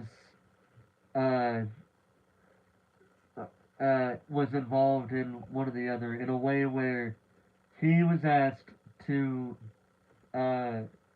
partake in one of the two wars. He refused completely. You can watch these. There are videos of that, of him talking about his refusal to serve in the military in the war. And long story short, because of his refusal, he was stripped of his championship that he had at the time because he would not step up. Well, some people would say step up, but he refused to serve in the military for something that he personally believed he should have nothing. He should have nothing part of because because the country was not because the country, in his eyes, was not supporting people like him. So why should he do something that supports the country if the country isn't supporting him? That's how he felt about it. Again, I may be off the mark in in some way or ways here. But like I said, there are videos of him talking about uh, his refusal to serve in the military on YouTube. Regardless if it's in a video or a short, it's still there on YouTube. The Gulf of Tonkin Resolution. When Lyndon Johnson became president, Secretary of Defense Robert McNamara told him that he needed to either send more troops to Vietnam or give up the war. In 1964, North Vietnamese patrol boats attacked two U.S. destroyers in international waters. This led Congress to issue the Gulf of Tonkin Resolution, giving the president the power to take military action without declaring war. In March 1965, the U.S. committed combat forces to South Vietnam. U.S. offensive operations in Vietnam escalated, led on the ground by William Westmoreland. The USSR was involved in the Vietnam War, but indirectly. The Soviets fought a proxy war. They contributed supplies and used a proxy, or stand-in, to do the fighting. The proxies were North Vietnamese communists. Direct conflict between the U.S. and the USSR would have been too dangerous. Escalation. The U.S. used search and destroy missions to find Viet Cong bases. There was a high rate of civilian casualties because the Viet Cong soldiers took refuge in villages that American troops burned and destroyed. The U.S. launched a bombing campaign called Operation Rolling Thunder, which lasted 3 years and involved dropping hundreds of thousands of bombs on Vietnam and, later, Cambodia. The U.S. used a fast-burning chemical called napalm to burn and destroy forests and villages that lined the Ho Chi Minh Trail. The herbicide Agent Orange was used to kill the jungle where Vietnamese guerrillas took cover. Agent Orange was later shown to cause serious illnesses, including cancer. Most U.S. soldiers were inexperienced draftees unprepared to fight guerrillas in an unfamiliar tropical climate. The Viet Cong seemed to have an endless reserve of highly motivated soldiers who infiltrated the South by going through Laos and Cambodia. The Tet Offensive. On January 31st, 1968, during a ceasefire in honor of the Vietnamese New Year celebration of Tet, the Viet Cong and North Vietnam forces ambushed American bases and South Vietnamese villages in attacks called the Tet Offensive. These attacks ran all along the Ho Chi Minh Trail. The U.S. had been in Vietnam for years without any territorial gains, and many lives were lost. The counterculture. Excuse me. Many people thought the U.S. didn't belong in another country's civil war. The draft was controversial. Wealthy individuals and college students could defer, to put off, so those whose incomes were below the poverty threshold were drafted in a larger proportion. Young people turned to the counterculture, a culture that is in opposition to, or counter to, the mainstream culture. Movements led by hippies and dedicated to peace. The My Lai massacre of March 16, 1968, during which American soldiers murdered hundreds of Vietnamese civilians, drove more people to the anti-war movement. Some young men declared themselves conscientious objectors, someone excluded from military service on the grounds of a moral opposition to war. Others burned their draft cards or went to Canada to avoid fighting. Students for a Democratic Society led protests on college campuses. They were all accused of being unpatriotic. Someone want to explain to me what the hell it means to be a patriot? Because just like how the definition of what a president could be impeached for, I believe the definition of a patriot can also be changed to fit certain narratives. So I would rather have the official definition of what it means to be a patriot. 500,000 people attended a counterculture event called the Woodstock Music and Arts Fair, better known as the Woodstock Festival. The August 1969 concert was advertised as 3 days of peace and music. The election of 1968. President Johnson announced he wouldn't run for president again because of the stalemate in Vietnam and the unpopularity of the war. Three people were in the running for the Democratic nomination: incumbent Vice President Herbert Humphrey, anti-war Minnesota Senator Eugene McCarthy, and JFK's brother Robert F. Kennedy, a senator from New York. RFK made a strong start, but on June 6, 1968, he was assassinated by a Palestinian, Sirhan Sirhan, because of his support for Israel. Hubert Humphrey won the nomination. The Republican nominee, Richard M. Nixon, won the presidency by appealing to a silent majority of patriotic Americans who wanted the war to end but didn't like the counterculture. Nixon promised he'd lead the country out of Vietnam without a shameful retreat. Nixon pledged, quote, peace with honor, based on what he would do at a certain point, which we'll get into. How ironic that he says that. But again, we're not there yet. More on that, which I'm referring to later. Alabama Governor George C. Wallace ran on a segregationist third-party platform and won over 13% of the popular vote. In 1963, Wallace had tried to block desegregation at the University of Alabama. In his old age, he apologized for his former beliefs. Nixon's Vietnam.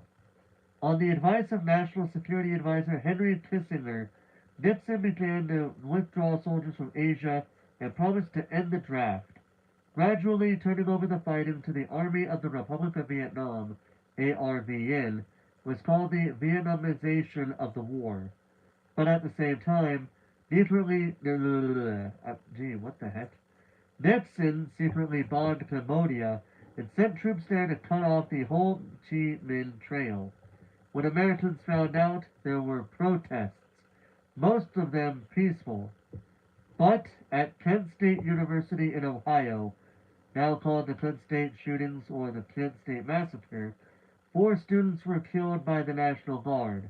Another protest turned violent at Jackson State University in Mississippi. In 1971, excuse me, in 1971, secret documents known as the Pentagon Papers were leaked to the New York Times. They revealed what people suspected. The country had been lied to about how much the U.S. was involved in the war. They also revealed that the U.S. had no idea how to bring about victory in Vietnam. In the presidential election of 1972, Democrat George McGovern ran on an anti-war platform, but Nixon still won in a landslide of 49 out of 50 states. Nixon had withdrawn almost all American combat troops and drastically reduced American casualties. Progress at that point was based on body counts and not military objectives. The 26th Amendment, 1971. Why was the voting age lowered to 18? Because a person could be drafted at 18. The slogan was, old enough to fight, old enough to vote. Out of Vietnam. In the Paris Peace Accords of January 27, 1973, the U.S. agreed to withdraw from Vietnam, and North Vietnam agreed to return American prisoners of war. But fighting continued between the North and South Vietnamese. In January 1975, the North launched a full-scale invasion of the South under the belief that the U.S. would not return. Hundreds of thousands of South Vietnamese fled the country. These refugees were called boat people because many escaped by boat. The war finally ended on April 30th, 1975, when the Communists captured Saigon, the capital of South Vietnam, and renamed it Ho Chi Minh City. The nation was united as the Socialist Republic of Vietnam. Vietnam aftershocks. The war cost 58,000 American lives. Hundreds of thousands were wounded, and others were classified as MIA, missing in action, and were never found. Many soldiers suffered from post-traumatic stress disorder, PTSD. Civilian confidence in the government was low. Dissatisfaction influenced Congress to pass the War Powers Act in 1973, limiting how the president could use military force without a declaration of war by Congress.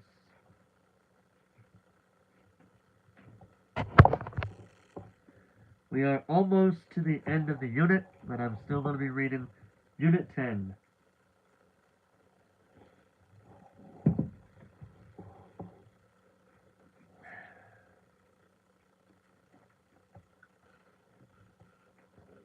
Excuse me. Chapter 45.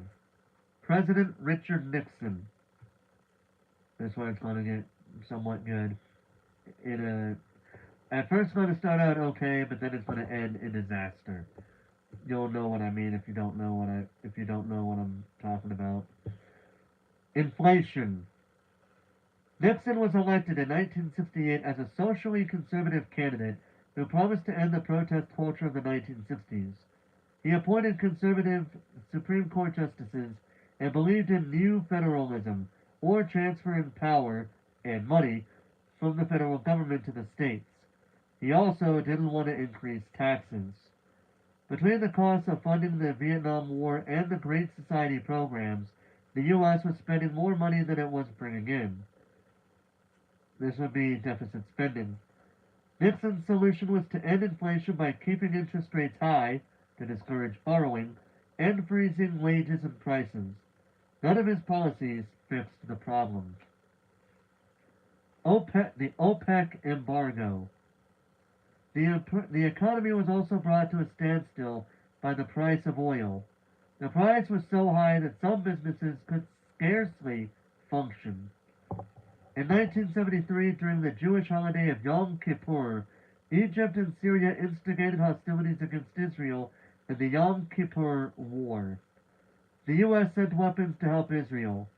In response, the Organization of Petroleum Exporting Countries, OPEC, a syndicate, a group of people or organizations that come together to carry out a specific project due to your business, of the Middle Eastern nations that provide most of all of the world's oil, refused to sell to the U.S. This led to soaring gas prices and massive shortages throughout the U.S. The embargo didn't end until March 1974, when Kissinger helped negotiate a ceasefire between Israel and Egypt. Hold on a second, I'm gonna do this real quick here.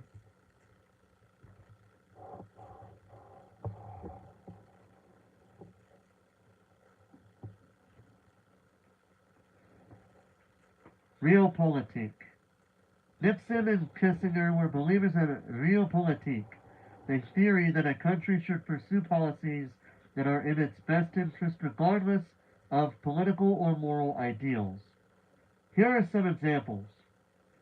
In China, Nixon decided that a policy not recognizing the communist government just kept the U.S. from doing business with an important world player.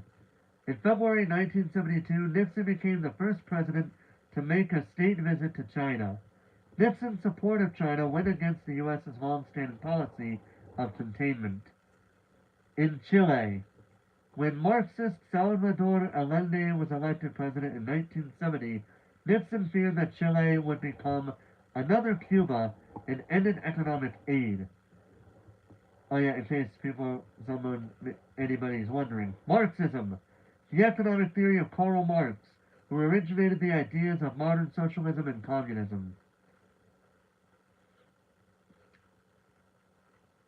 He helped Allende's political enemies instead. In 1973, when Allende was overthrown by General Augusto Pinochet, the U.S. supported Pinochet even though he was a despot, a dictator, who committed many human rights violations. Detente. Nixon went to Moscow to meet with Soviet Premier Leonid Brezhnev. The Soviets were eager to reduce hostilities and keep the U.S. from becoming too close an ally of China. The two nations signed the Strategic Arms Limitation Treaty of 1972, SALT I, which called for a reduction of nuclear arsenals and was intended to reduce the fear of nuclear disaster.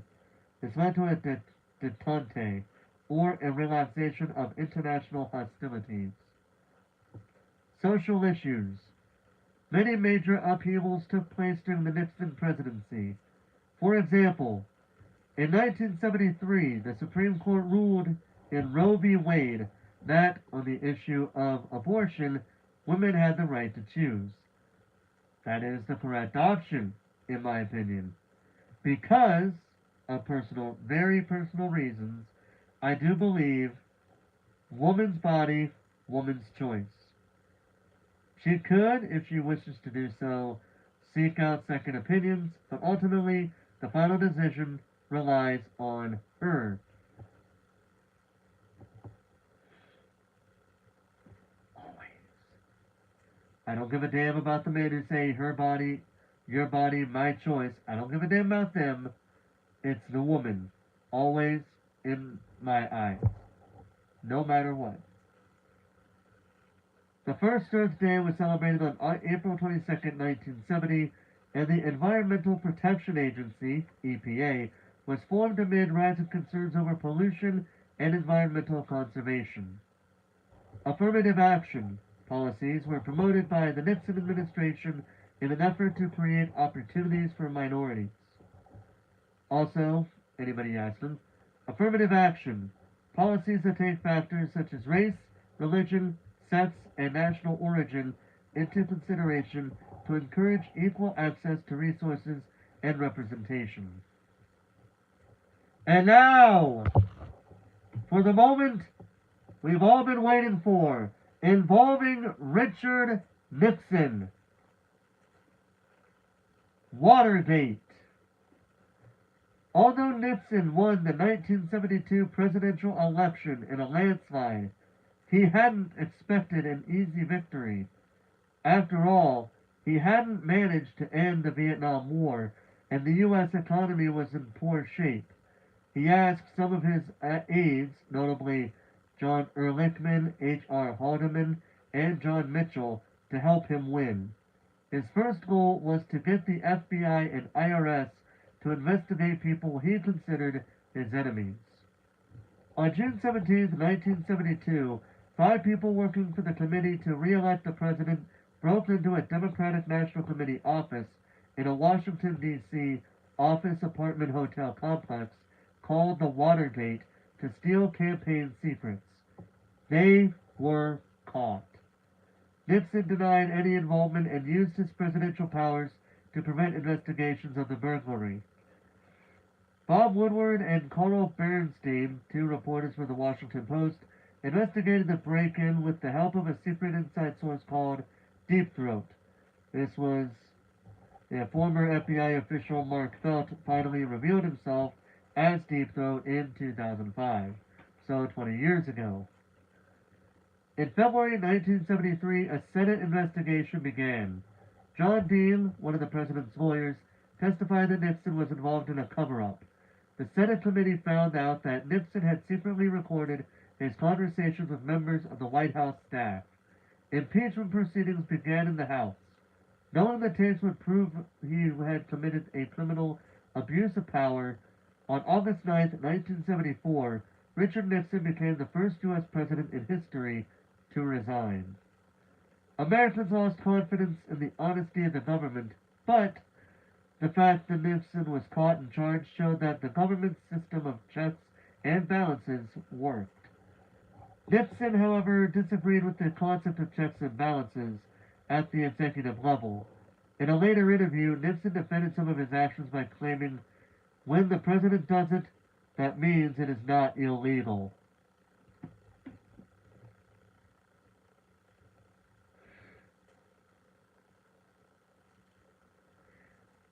That is bullshit. Trump pretty much follows that line of logic. Yes, he does. And before anybody tries to say anything, the reason why we got 3 branches of government is to basically ensure that one power, it's basically to make sure that the two branches of government work together. I'm sorry if I did not mean to accidentally do that middle finger thing. But yeah, two branches of government come together to ensure that any one of the others, do not have too much power. That is the whole point of checks and balances. People don't like it because they want to have a president that thinks he knows what the fuck he's doing, even though, depending on what he's doing, it doesn't make, it either does or it definitely does not make a whole lick of sense.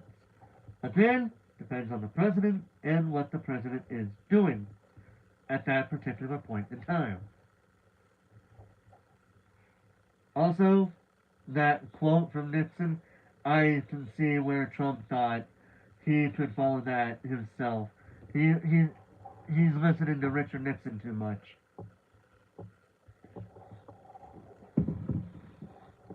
He needs to listen to FDR more.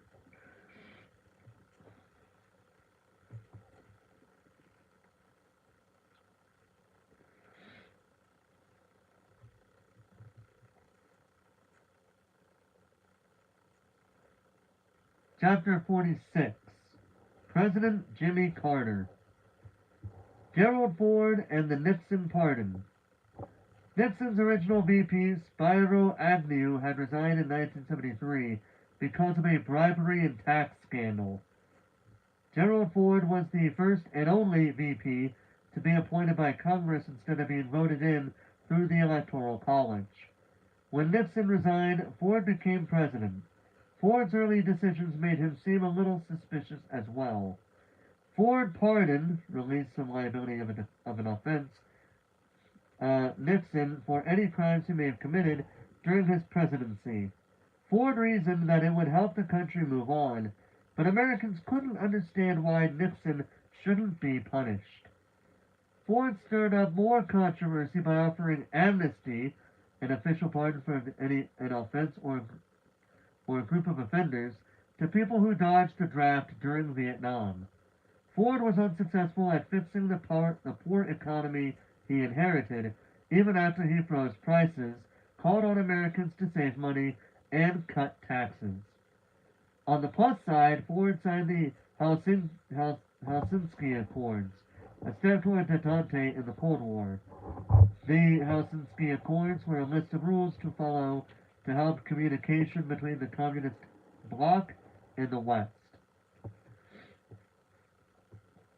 Election of 1976. The Democratic Party nominated Jimmy Carter, may he rest in peace, former governor of Georgia. He had an appealing image as an ordinary and honest man. These qualities helped him win, but also made it difficult for him to put his plans into action once he arrived in Washington. Here are a few examples. Carter announced a national energy plan in 1977 to help solve the energy crisis. Carter cut and later raised taxes, coming across as indecisive. The economy suffered from stagflation, high inflation, interest rates, and unemployment, which led to little to no economic growth.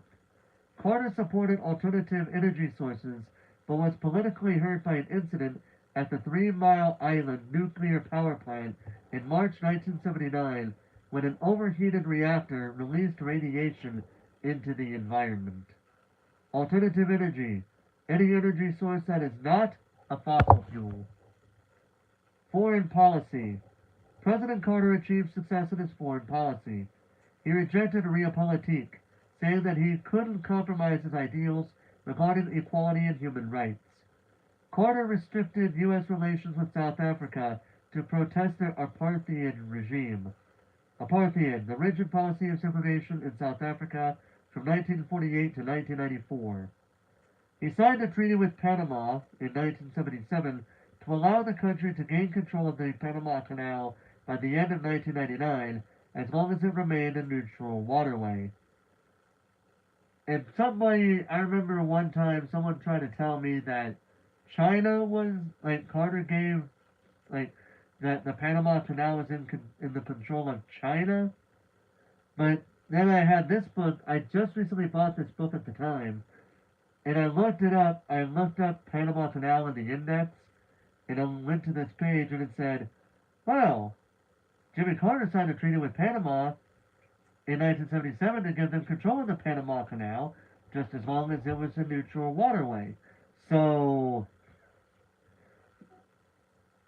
I don't know where you got your information, but yeah, this I got mine from a history book, which goes into that.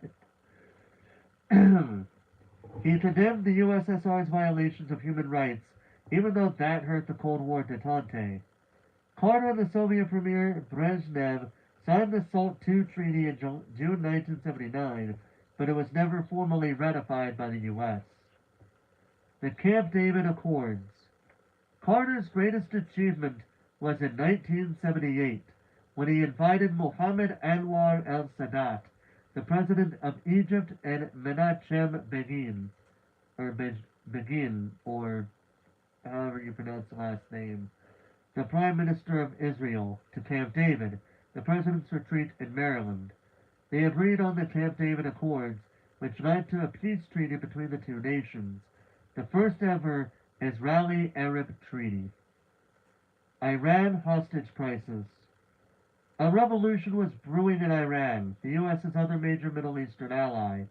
The ruler of Iran was Shah Mohammad Reza Pahlavi, a pro-American leader who was thought to be corrupt. In early 1979, supporters of Ayatollah Khomeini, a religious leader, overthrew the Shah and instituted fundamentalist religious rules. In November, with the new government support, students in Tehran took over the city's U.S. embassy. Embassy workers were held hostage for more than a year. Carter's inability to resolve the crisis gave him a reputation as an ineffective leader. I hope that did not just tear the page.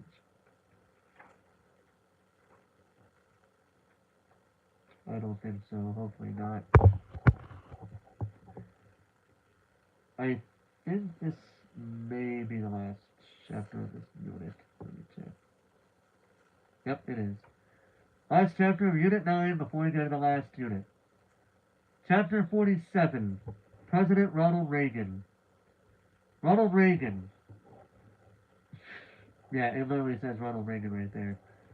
In the 1980 presidential elections, the Republicans nominated Ronald Reagan, an actor and the former governor of California. Reagan was a hardline conservative who believed in tax cuts, small government, and deregulation of business. He won by a landslide. Carter spent the remainder of his lame duck presidency working to free the hostages in Iran who were released on the day of Reagan's inauguration. Lame duck refers to a politician in between the time he has been voted out of office and the time he actually leaves office. In March 1981, Reagan was wounded in an assassination attempt by John Hinckley, but returned to the Oval Office within a month. He instituted conservative reforms. By dealing harshly with striking air traffic controllers, he established himself as a more decisive president than Carter. Reaganomics. Reagan's conservatism was clear in his economic agenda, dubbed Reaganomics. It was based on the idea of supply-side economics. Tax cuts and lenient business regulations would increase investments in business growth, which was supported to trickle down, also called trickle-down economics, by providing jobs and then come back to the government in tax revenue.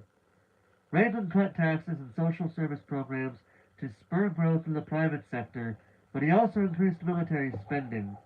More military spending with lower tax revenues created a big deficit, and the country went into a recession in the early 1980s. In 1983, the economy turned back around when unemployment started to decline and consumers began to spend more money. Reagan appointed the first woman Supreme Court Justice, Sandra Day O'Connor, in 1981. The Evil Empire. Reagan's military spending was based on his belief that the Soviet Union was an evil empire. He wanted to beat them by outspending them in the arms race. In March 1983, Reagan created an anti-missile defense program called the Strategic Defense Initiative, SDI, or its nickname, Star Wars. It was supposed to shoot missiles out of the sky. It seemed far-fetched, and scientists had difficulty developing the technology. The election of 1984.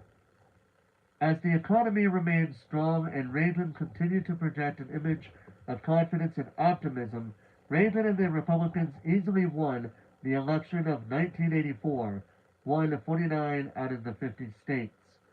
The Democratic ticket consisted of Walter Mondale, who was vice president under Carter, alongside vice presidential candidate Geraldine Ferraro, the first woman to be included on a major party ballot for national office. The Iran-Contra Affair. Reagan supported revolutions against communism in Central and South America with money or supplies. When a revolutionary socialist group called the Sandinistas came to power in Nicaragua in 1979, Reagan supported their opposition, called the Contras, because they were against the rulers. Congress worried that Reagan was leading the country into another pointless foreign conflict. In 1984, it passed a law banning the president from assisting the Contras. To get around the ban, members of the White House National Security Council, NSC, notably Oliver North, sold weapons to Iran in exchange for helping to free hostages in Lebanon, and then gave those proceeds to the Contras. By creating alternative funding through arms sales, the NSC bypassed Congress's role in appropriating funds. The Iran-Contra affair was exposed in 1986. Reagan said he wasn't aware of it, so he wasn't found to have broken any laws. Maybe he did, maybe he didn't, maybe he did. Maybe he really didn't, or maybe he was just saving his own ass. Either way.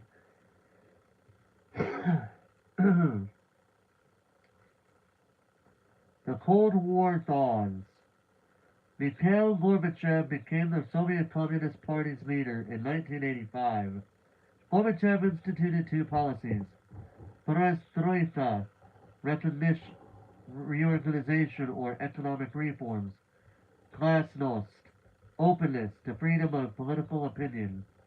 Reagan was encouraged by these moves, and in 1987, Reagan and Gorbachev negotiated and signed the Intermediate Range Nuclear Forces (INF) Treaty, reducing the size of their nuclear arsenals.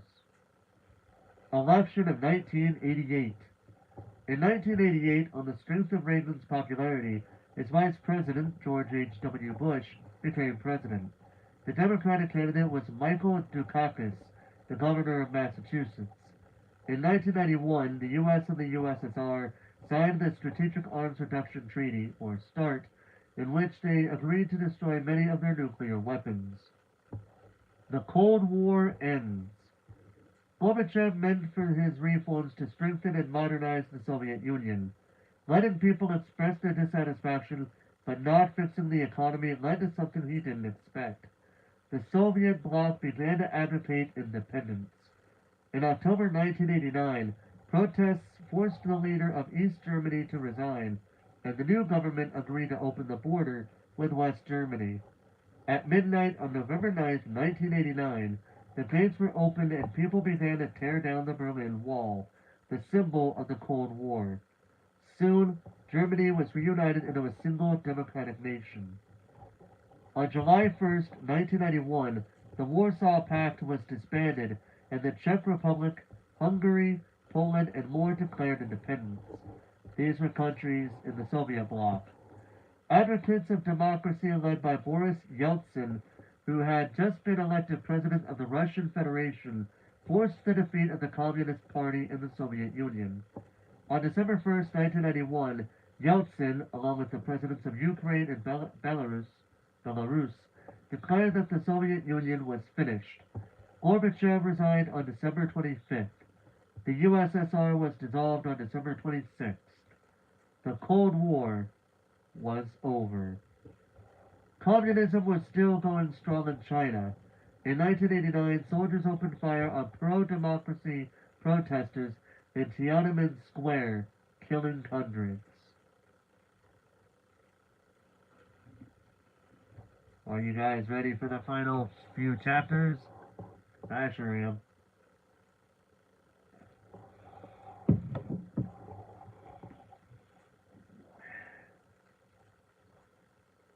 Unit 10, American History and Current-ish Events.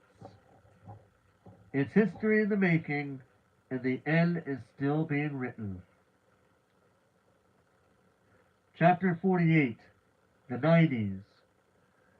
The Persian Gulf War. After the Cold War ended, President George H.W. Bush turned to the Middle East. In August 1990, Saddam Hussein, the dictatorial leader of Iraq, invaded Iraq's oil-rich neighbor Kuwait and then ignored UN demands that he withdraw. Under General Norman Schwarzkopf, I don't know if I pronounced that correctly or not, Jr., and General Colin Powell, the U.S. led a coalition force on a mission called Operation Desert Storm. The Persian Gulf War began on February 24, 1991, and halted with a ceasefire on February 28. Bush loses his re-election bid. President Bush should have been in a strong position for the 1992 presidential election. He had extended environmental protections with the passage of the Clean Air Act. He signed the Americans with Disabilities Act, making it illegal for the first time to discriminate against people with disabilities, and he had begun the war on drugs. I actually have a book somewhere here where it delves into the America's war on drugs at the time. And yes, I will be reading it for sure. But the economy was weak. The Democratic nominee, Arkansas Governor William Bill Clinton, defeated Bush and Ross Perot, I don't know how to pronounce his last name, an independent. Voters who choose not to register under, independents. Voters who choose not to register under either main political party in the U.S. The Clinton presidency. Clinton's, I knew that was coming, that's why I stopped for a second. Clinton's two-term presidency included these achievements. He persuaded Congress to balance the budget, and the U.S. government had a surplus for the first time in 30 years.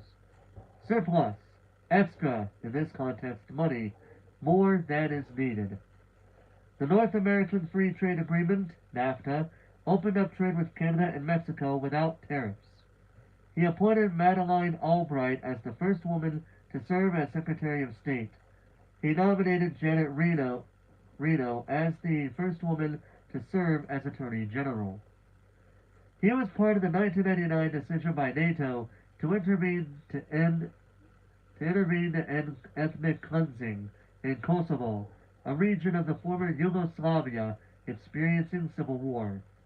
Ethnic cleansing, removal or killing of an ethnic group in a society. Clinton's two terms in office were also marked by scandal. The Whitewater controversy, in which the ethics of a real estate deal he had been involved with in Arkansas came into question. He denied under oath accusations of an inappropriate relationship with Monica Lewinsky, a White House intern. They were later proven true. In 1998, Clinton became the second president to be impeached for perjury and obstruction of justice. The Senate, however, decided not to convict on the grounds that lying about an affair was not a high crime, which would qualify for removal from office according to the Constitution. So, well, here's the thing. It was under oath, wasn't it? So, while you could say cheating on somebody is more of like some people could argue that cheating on your wife or spouse, etc., like basically your significant other, is more of a morally wrong thing to do, and not so much as something worth going crazy over for the president. At the same time, I do think the president should not be cheating on his wife because you're the leader of the United States. You should be setting good examples, not just for your country, your fellow countrymen, but countries all around the world that are willing to be like you based on what you're doing. Um, so to cheat on your wife, not really a good look on you, Bill Clinton. To be honest, not at all.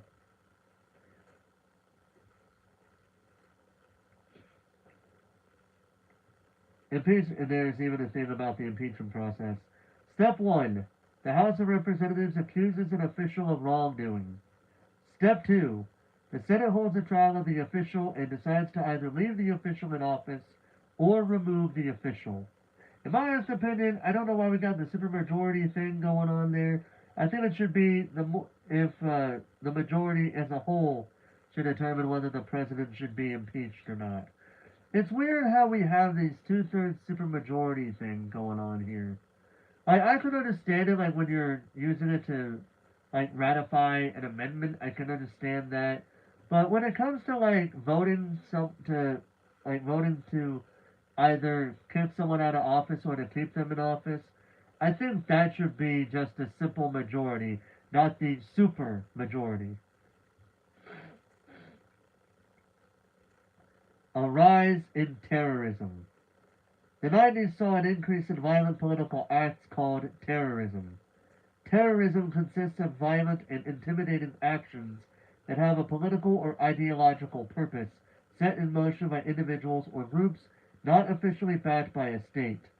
Terrorist acts can be initiated by someone on their home country, domestic terrorism, January 6th, or by outsiders, foreign terrorism. We'll get into a big example of that here in a moment. Foreign terrorism in the 1990s was primarily the work of fundamentalist Islamist groups. Fundamentalism, the strict adherence to a set of basic ideas or principles.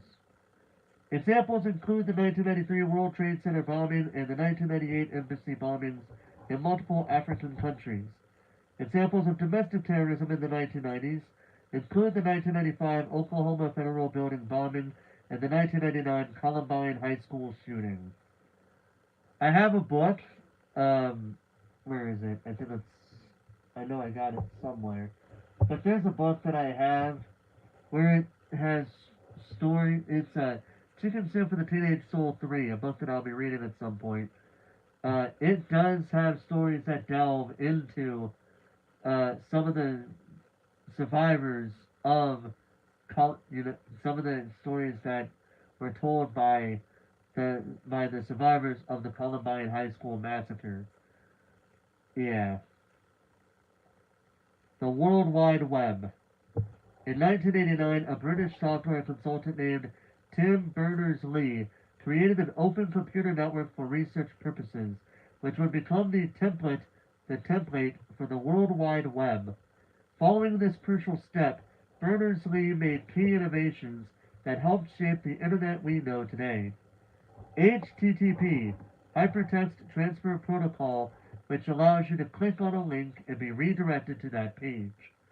URLs, Uniform Resource Locators, which are web addresses. HTML, Hypertext Markup Language, which allows you to put links in pages and documents so they connect. Still, the larger public didn't begin using the internet until the mid-90s, when companies like Netscape and AOL made browsers and mailed software to people so they could get on the web. Personal computers, PCs, were first mass marketed in the late 1970s. Before that, people assembled computers from parts themselves. Steve Jobs and Steve Wozniak sold the first fully assembled Apple computers, Macs, in 1976. Chapter 49, The Aughts, 2000 to 2009. Bush v. Gore. In 2000, Clinton's Vice President Al Gore ran for president against Republican candidate George W. Bush the governor of Texas, and the son of the first President Bush. The election was a close one. In fact, it was so close that it had no result. Gore won the popular vote, but the electoral result was in question because of disputed vote counts in Florida. Gore requested that a recount be done by hand in 2 counties. Bush sued to prevent a recount, and the case went to the Supreme Court. So, I would like to know, I know we're probably never going to get an answer to this, but I would genuinely like to know why George W. Bush would do that. Did he think he was not going to win Florida at all? Even if one recount was for Gore and the other recount was for Bush, what, did he not trust the system? I'd be very curious. Also, before we turn the page, Ralph Nader also ran for president in 2000 as a candidate of the Green Party, which advocates grassroots democracy, social justice, and environmentalism. On December 12, 2000, in the case of Bush v. Gore, the Supreme Court ruled that the hand recounts would not be uniform and would thus be a denial of equal protection of the law. Why? I don't know how the hell that even would work in there. I don't know how that even makes sense. The court also ruled that an alternative recount method could not be established in the time remaining set by Florida law. I'd like to know this law, to be honest. The original vote count in Florida became official and Bush became president. The close election led to a partisan bitterness made worse by a 50-50 split by party in the Senate. Partisan having to do with party politics, and that bitterness still continues today. Twitter will show you that. The presidency reshaped by 9/11. President Bush, it's weird how I'm reading this as we are on the 1 week, I think it's the 1 week anniversary. Let me see something here. Yeah, I'm reading this the week, literally 7 days before the 24th year, 24 years. We're literally 1 week away from the 24th anniversary of 9/11. So it kind of feels weird that I'm reading this at this point in time. President Bush followed through on a campaign promise to cut taxes. He also instituted a public education policy called No Child Left Behind to create national testing standards, and he appointed a diverse cabinet. However, his presidency was changed by the events of the morning of September 11, 2001. On that morning, terrorists hijacked 4 airplanes in the U.S. 2 were flown into the World Trade Center in New York City, toppling the Twin Towers, symbols of American economic power. A 3rd crashed into the Pentagon, a symbol of American military power, and a 4th was brought down in a Pennsylvania field by heroic passengers.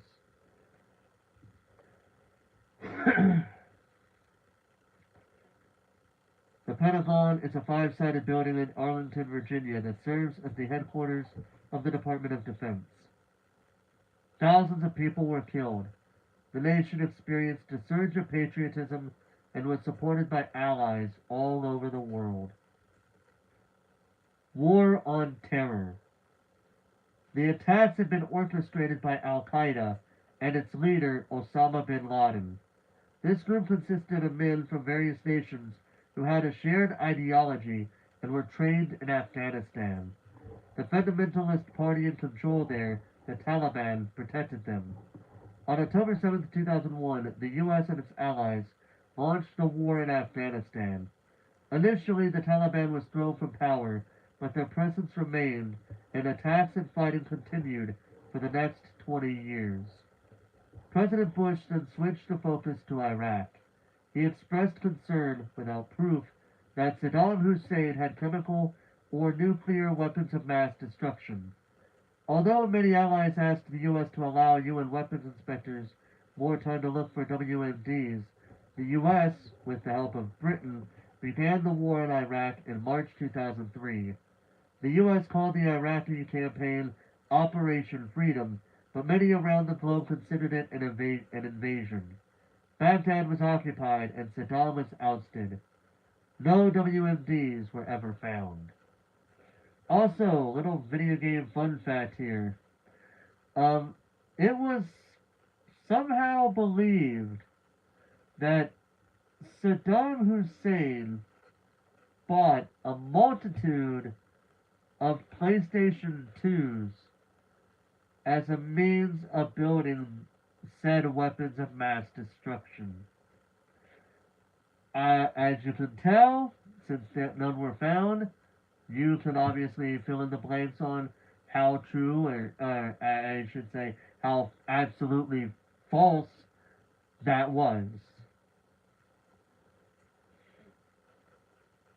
Yeah, Saddam Hussein was tried and executed as well as being ousted. Still, the U.S. continued to occupy both Iraq and Afghanistan. Its process of nation building involved maintaining a presence until there was stability in each region. But stability did not come. Insurgents continued to fight against the U.S. military and different Muslim sects, notably the Sunni and Shia, fought for power. Insurgent, a rebel or a revolutionary. 9/11 brings domestic change. In October 2001, Bush signed the USA Patriot Act, which increased the capacity of law enforcement to investigate people suspected of terrorism-related acts. Many Americans believed this infringed on their civil liberties. In addition, Congress authorized the creation of the Department of Homeland Security, which began operations in 2003. The mission of the new department was to prevent future terrorist attacks. Bush won a second presidential term, but as the wars dragged on, he was widely criticized for his handling of a variety of issues, which contributed to his losing control of both houses of Congress to the Democrats in the 2006 midterm elections. Fun fact, two particular bands that I know of for sure were against Bush during this time. The Dixie Chicks, now called the Chicks, and Green Day. Green Day had the song American Idiot, and the Dixie Chicks, again, now called the Chicks, well, one of their lead singer basically went off on Bush for what he did. And people were heavily critical of them for saying that. And then they released the song Not Ready to Make Nice, one of my all-time favorite songs. To be quite perfectly, it's a really good song in my opinion. I do love it very much. During Bush's second term, Condoleezza Rice became the first black woman Secretary of State. After the 2006 midterm elections, Nancy Pelosi, don't really like the woman to be honest, became the first woman to serve as Speaker of the House.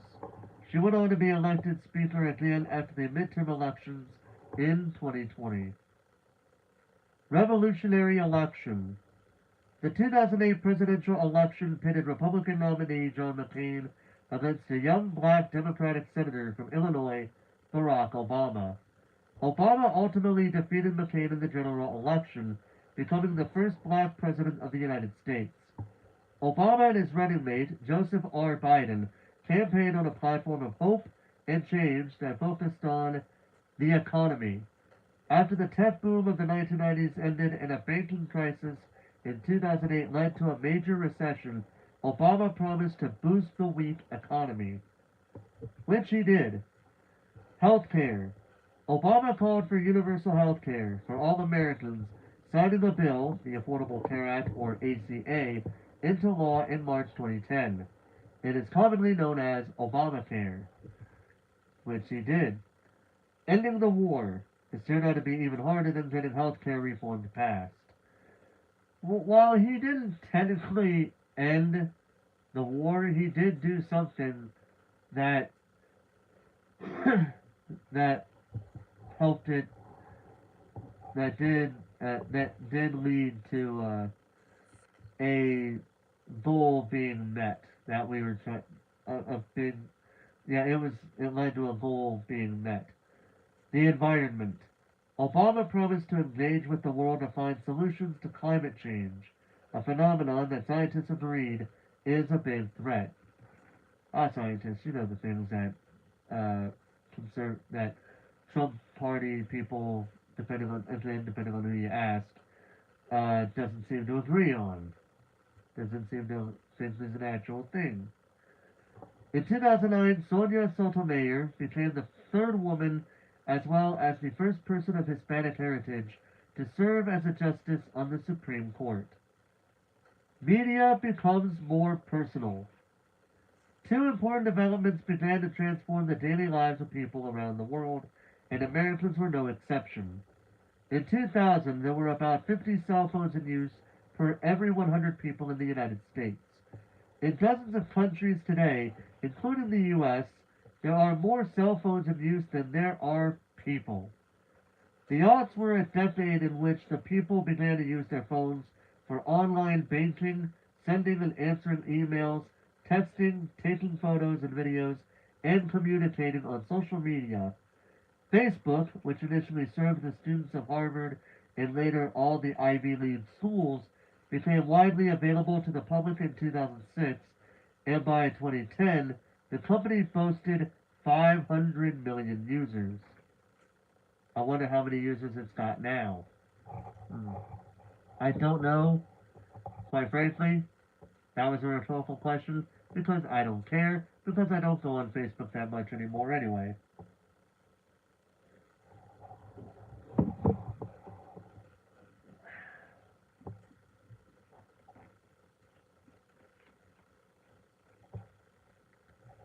Chapter 50. The final chapter of the book. 2020 Vision. Really recent history is hard to study objectively. Which events will be turning points? Which events will fade? But studying significant political, economic, social, and environmental events of the past decade helps us understand how history is connected to the present and how it may affect the future.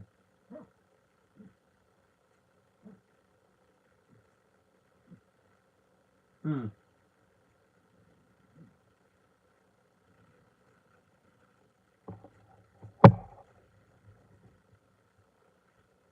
Obama wins re-election in 2012.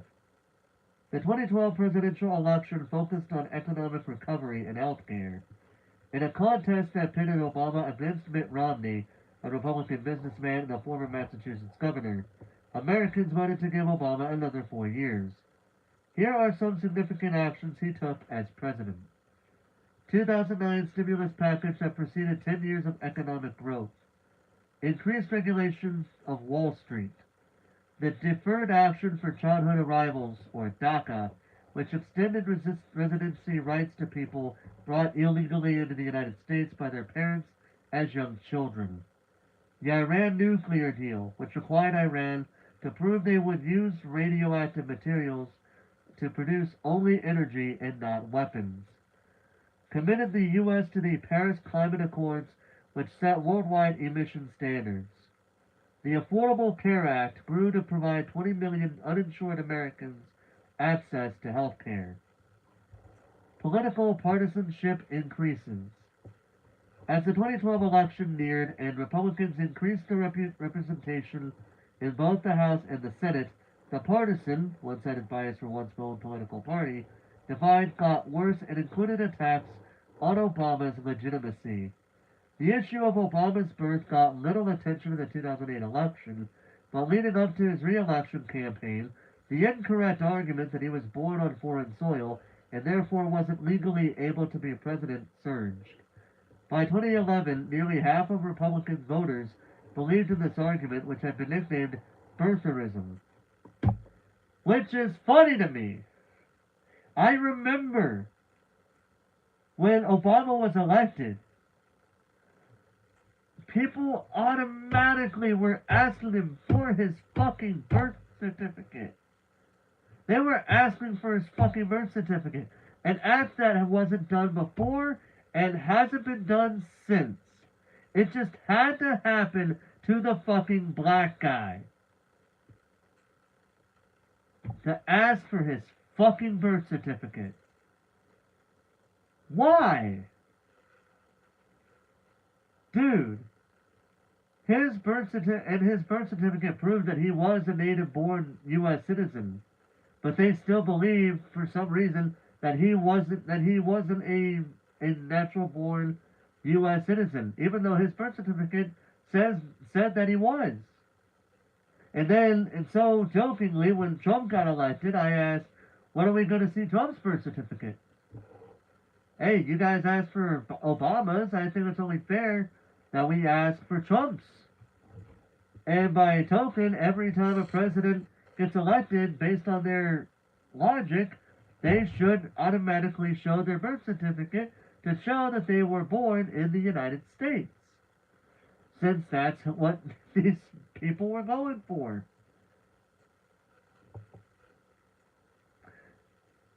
Yeah. Misinformation versus disinformation. Social media increasingly provides news for many Americans, but these platforms do not require that information to be verified. That has led to both disinformation, which happens when people deliberately print false or misleading information, or misinformation, when people unknowingly believe and present disinformation. There were also power struggles over appointments to the Supreme Court. When conservative Supreme Court Justice Antonin Scalia died suddenly in February 2016, Mitch McConnell, later the Republican Majority Leader in the Senate, a Republican senator, refused to hold hearings on Obama's nominee when the election was more than 9 months away. That meant the seat on the Supreme Court was open for over a year. However, when Ruth Bader Ginsburg, an iconic progressive Supreme Court justice, died less than 2 months before the 2020 presidential election, the same Republican leaders held hearings and confirmed a conservative justice, although voting on the presidential election had already begun. In other words, these motherfuckers are hypocrites. That's why I call McConnell Two-Face. Because this motherfucker is as much of a hypocrite as anything. Basically, anybody that's a hypocrite, might as well call them Two-Face. That's what I call them every time. The election of 2016. The partisanship lasted into the election of 2016. Both the Democratic Party and the Republican Party had dynamic primary contests. Donald Trump, Republican businessman, reality TV star, and active promoter of birtherism, ultimately defeated a large field of experienced Republican politicians. He ran as a populist, quote, a defender of the rights and power of the people. I believe that as much as I believe the boy who cried wolf. And I mean like anybody that cries wolf. Because that's a load of fucking shit. Especially right now. Because he don't give a fuck about us. At fucking all. Well, let me rephrase that. He only cares about people that are white, rich, normal-looking male American. If you don't fit any of those 4 bills, like even if you don't fit one of those 4 bills, unless you kiss his ass or suck his dick, figuratively speaking, he does not give a fuck about you.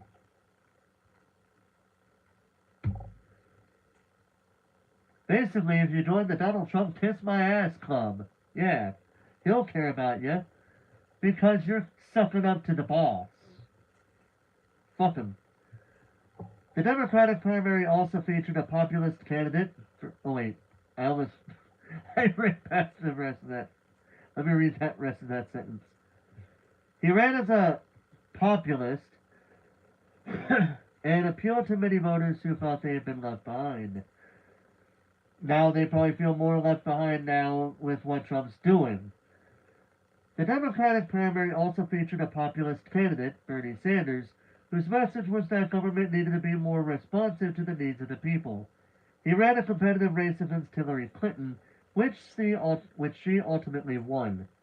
Clinton went on to face Trump. Trump's presidency. Trump ran as an outsider on the promise that he would shake things up.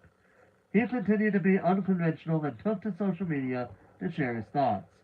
Twitter was his favorite platform. Yes, it was.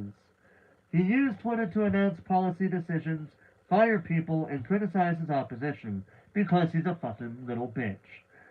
Here are some significant actions Trump took as president. Promoted and signed the Tax Cuts and Jobs Act in 2017, which prompted companies to bring $1 trillion from overseas back into the United States and doubled the child tax credit for families. Created the sixth branch of the military, the Space Force, to organize the defense of U.S. interests in space. The other five are the Army, the Navy, the Air Force, the Marines, and the Coast Guard. Why did he create the Space Force in the first place? And the funny part is, when you look at the symbol, it looks very similar to Starfleet, to the Starfleet symbol from Star Trek. Led the U.S. to become the world's largest oil producing nation and negotiated to increase energy exports to Europe. And the prices still weren't that high up until a certain cough happened. Even then, worked to reform the criminal justice system and championed the First Step Act, intended to help former inmates return to society. Okay. Withdrew the U.S. on the Trans-Pacific Partnership trade deal and the Paris Climate Accords under Obama's 2016 commitment. Why he did those, I have no fucking idea. Makes no sense. Moved the U.S. Embassy in Israel from Tel Aviv to Jerusalem, recognizing Jerusalem as the capital of Israel. Okay. In 2019, Trump faced accusations of improper behavior. He was investigated and ultimately impeached on December 18th. He was investigated and ultimately impeached.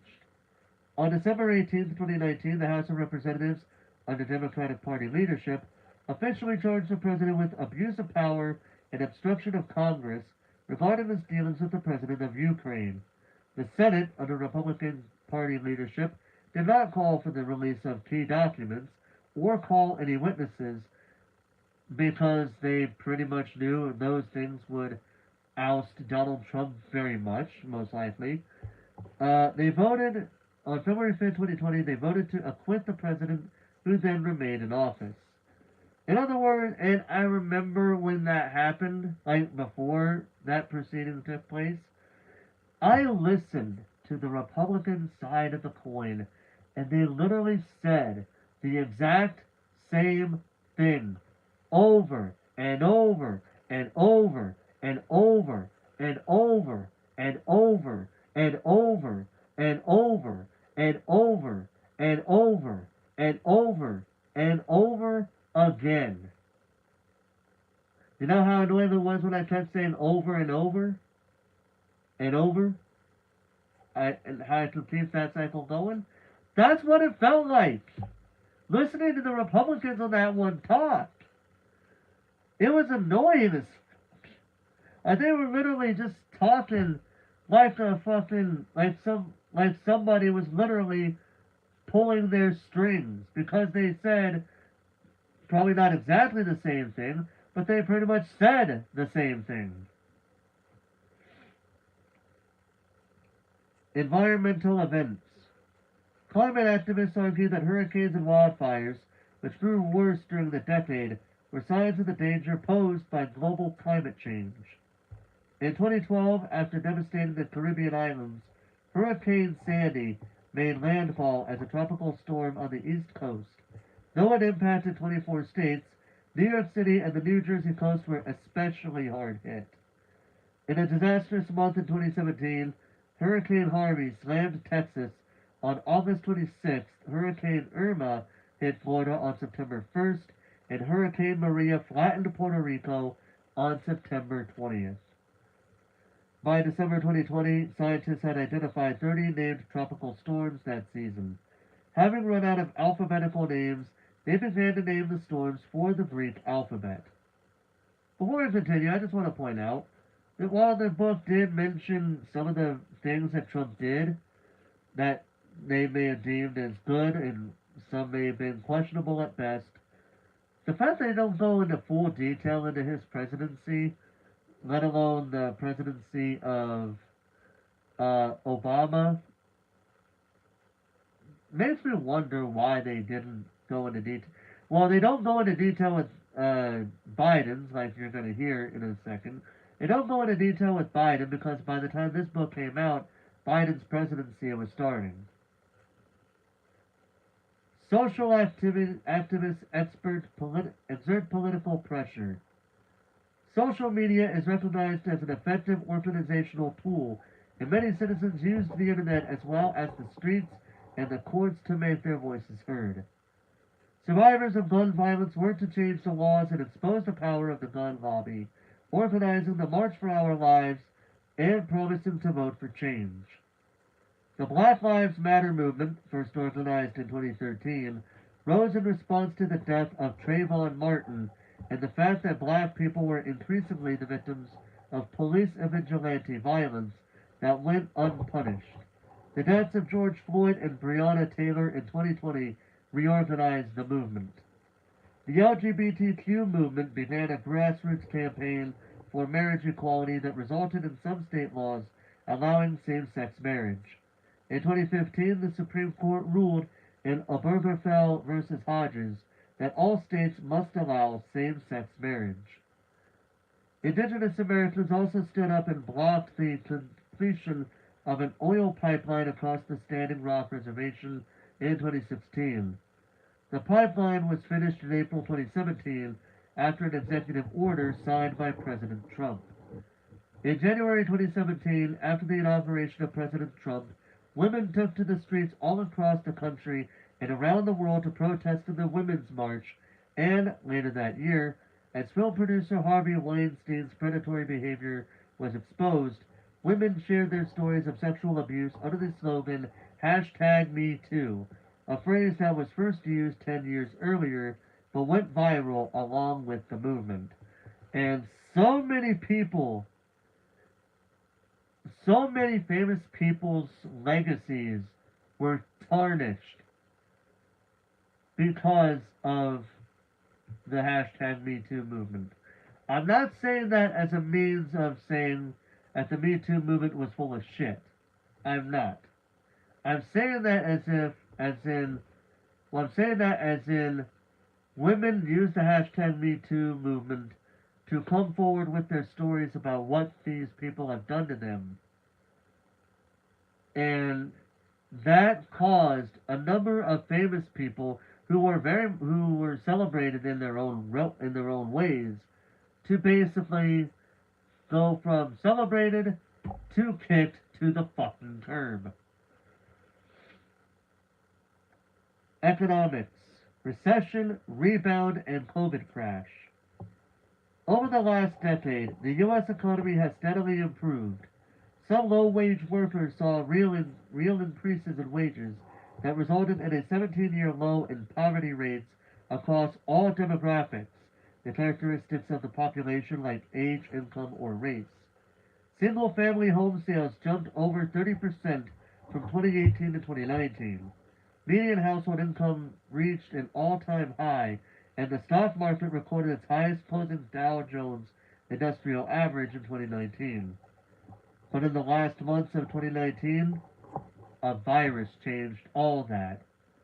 You know, the virus that Trump downplayed to no end, and in a documentary was compared to South Korea and how they handled COVID. They handled it a hell of a lot better than we did because some dumbass would not care about his fellow Americans compared to Bush and Obama before him when it came to SARS and Ebola, respectively. Coronaviruses had first been identified over 50 years earlier, and usually led to coughs and runny noses. The common cold is caused by a coronavirus, but in early December 2019, the first known human infection of a novel or new form of coronavirus, which was a highly contagious and deadly airborne respiratory disease, was identified in Wuhan, China. Based on the year of discovery, it was soon designated as COVID-19. By the end of January 2020, Italy had confirmed its first cases, and Europe had become the epicenter of the disease by the middle of March. By late March, though, the United States had more confirmed cases than either Italy or China. On March 11, 2020, the World Health Organization declared COVID-19 a global pandemic. As 2020 drew to a close, over 70 million people had been infected worldwide, and more than 15 million people had died. To fight this global pandemic, many countries closed businesses and schools. Economic activity slowed down, and scientists sped up their search for a vaccine. Their research was so ramped up that within a year, scientists around the world had developed more than half a dozen vaccines that prevented the worst effects of the virus. The 2020 election. In the midst of this pandemic, Donald Trump sought re-election to the presidency. More than 20 Democratic challengers sought the nomination of the Democratic Party. In the end, Joseph R. Biden, who had been vice president under Obama, captured the nomination. He chose California Senator Kamala Harris, the daughter of immigrants from India and Jamaica, who had initially sought a presidential nomination, as his running mate. Running on the strength of the economy, Trump remained popular with the Republican Party and received about 74 million votes. But concerns over his response to COVID-19 and his partisanship disturbed many registered independents. Biden racked up more than 80 million votes in an election and saw the highest voter turnout in over a century. He won the popular vote by more than 6 million votes and won the Electoral College vote by the same margin that Trump had won in the previous election, 306 to 232. The events of the decade had energized voters, but also left them deeply divided. Disinformation and misinformation fueled concerns that there was widespread fraud in the election, even though there was no evidence of it. Donald Trump never did concede to Joseph Biden, and for the first time in over 200 years, the transfer of power from one president to the next president was not peaceful, because he was a fucking sore loser. On January 6, 2021, the day that the U.S. Congress was obligated to accept the Electoral College votes as certified by the states casting them, a large group of Trump supporters, believing that there had been voter fraud, stormed the Capitol to prevent the votes from being certified. Ultimately, National Guard troops arrived and helped restore order, and the votes were certified late into the night. The House, I remember that day like it was yesterday, and I was pissed.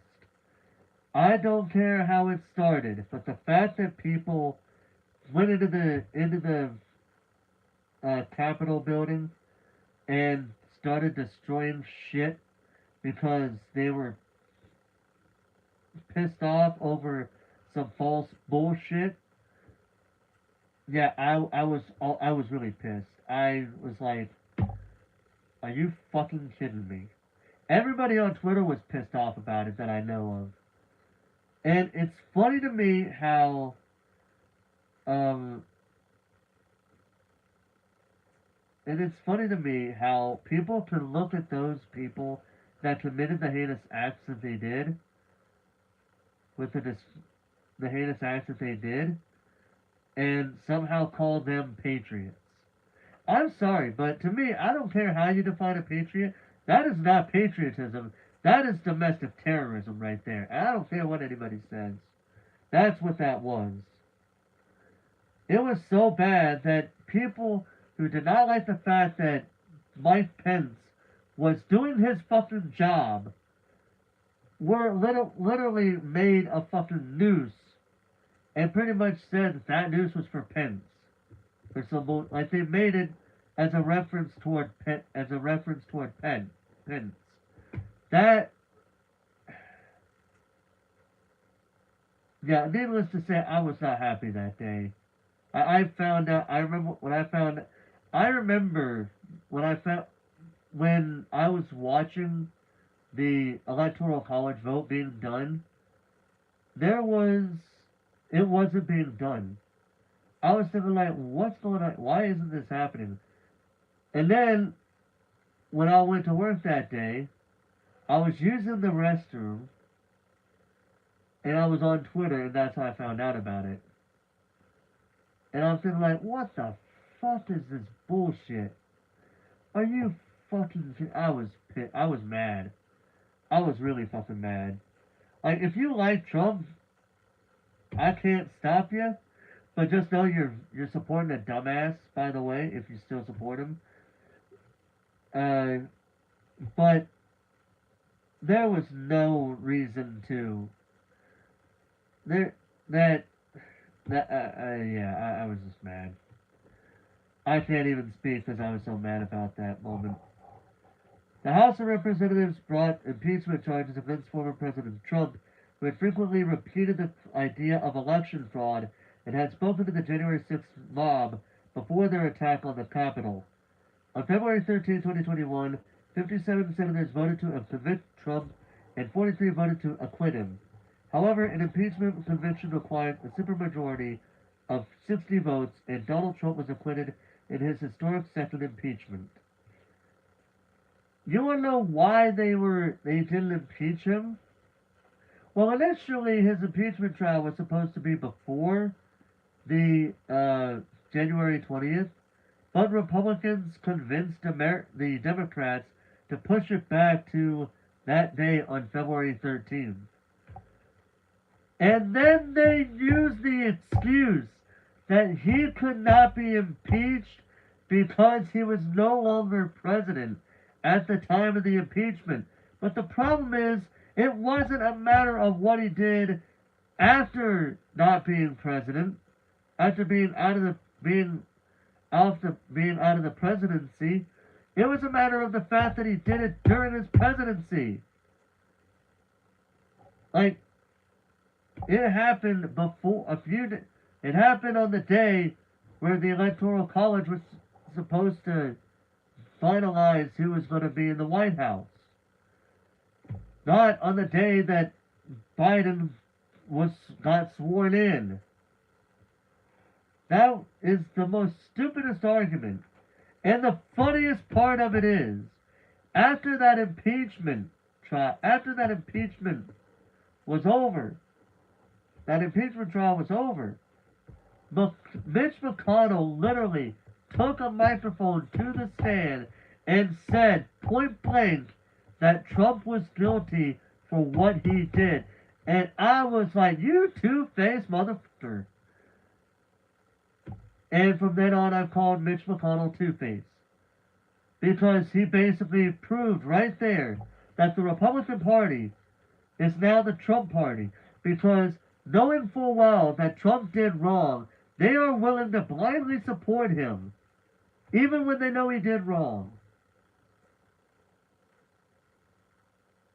So, to say that I'm not really supporting the Trump Party at this point is an understatement. As a matter of fact, I hope the people that are supporting Donald Trump now, that especially the people at a young age, when they get older, they realize Donald Trump made you guys look like fucking idiots for supporting him. And I still think to this day Trump is like the Star Trek The Next Generation character Duras. If you watch that show, the episodes where Duras appears in, you will know why.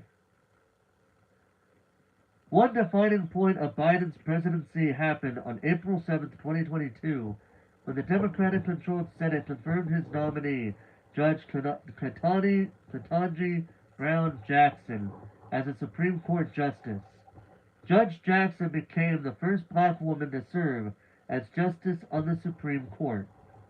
As the United States and the rest of the world move further into the 21st century, issues new and old will divide, enrich, and redefine the country.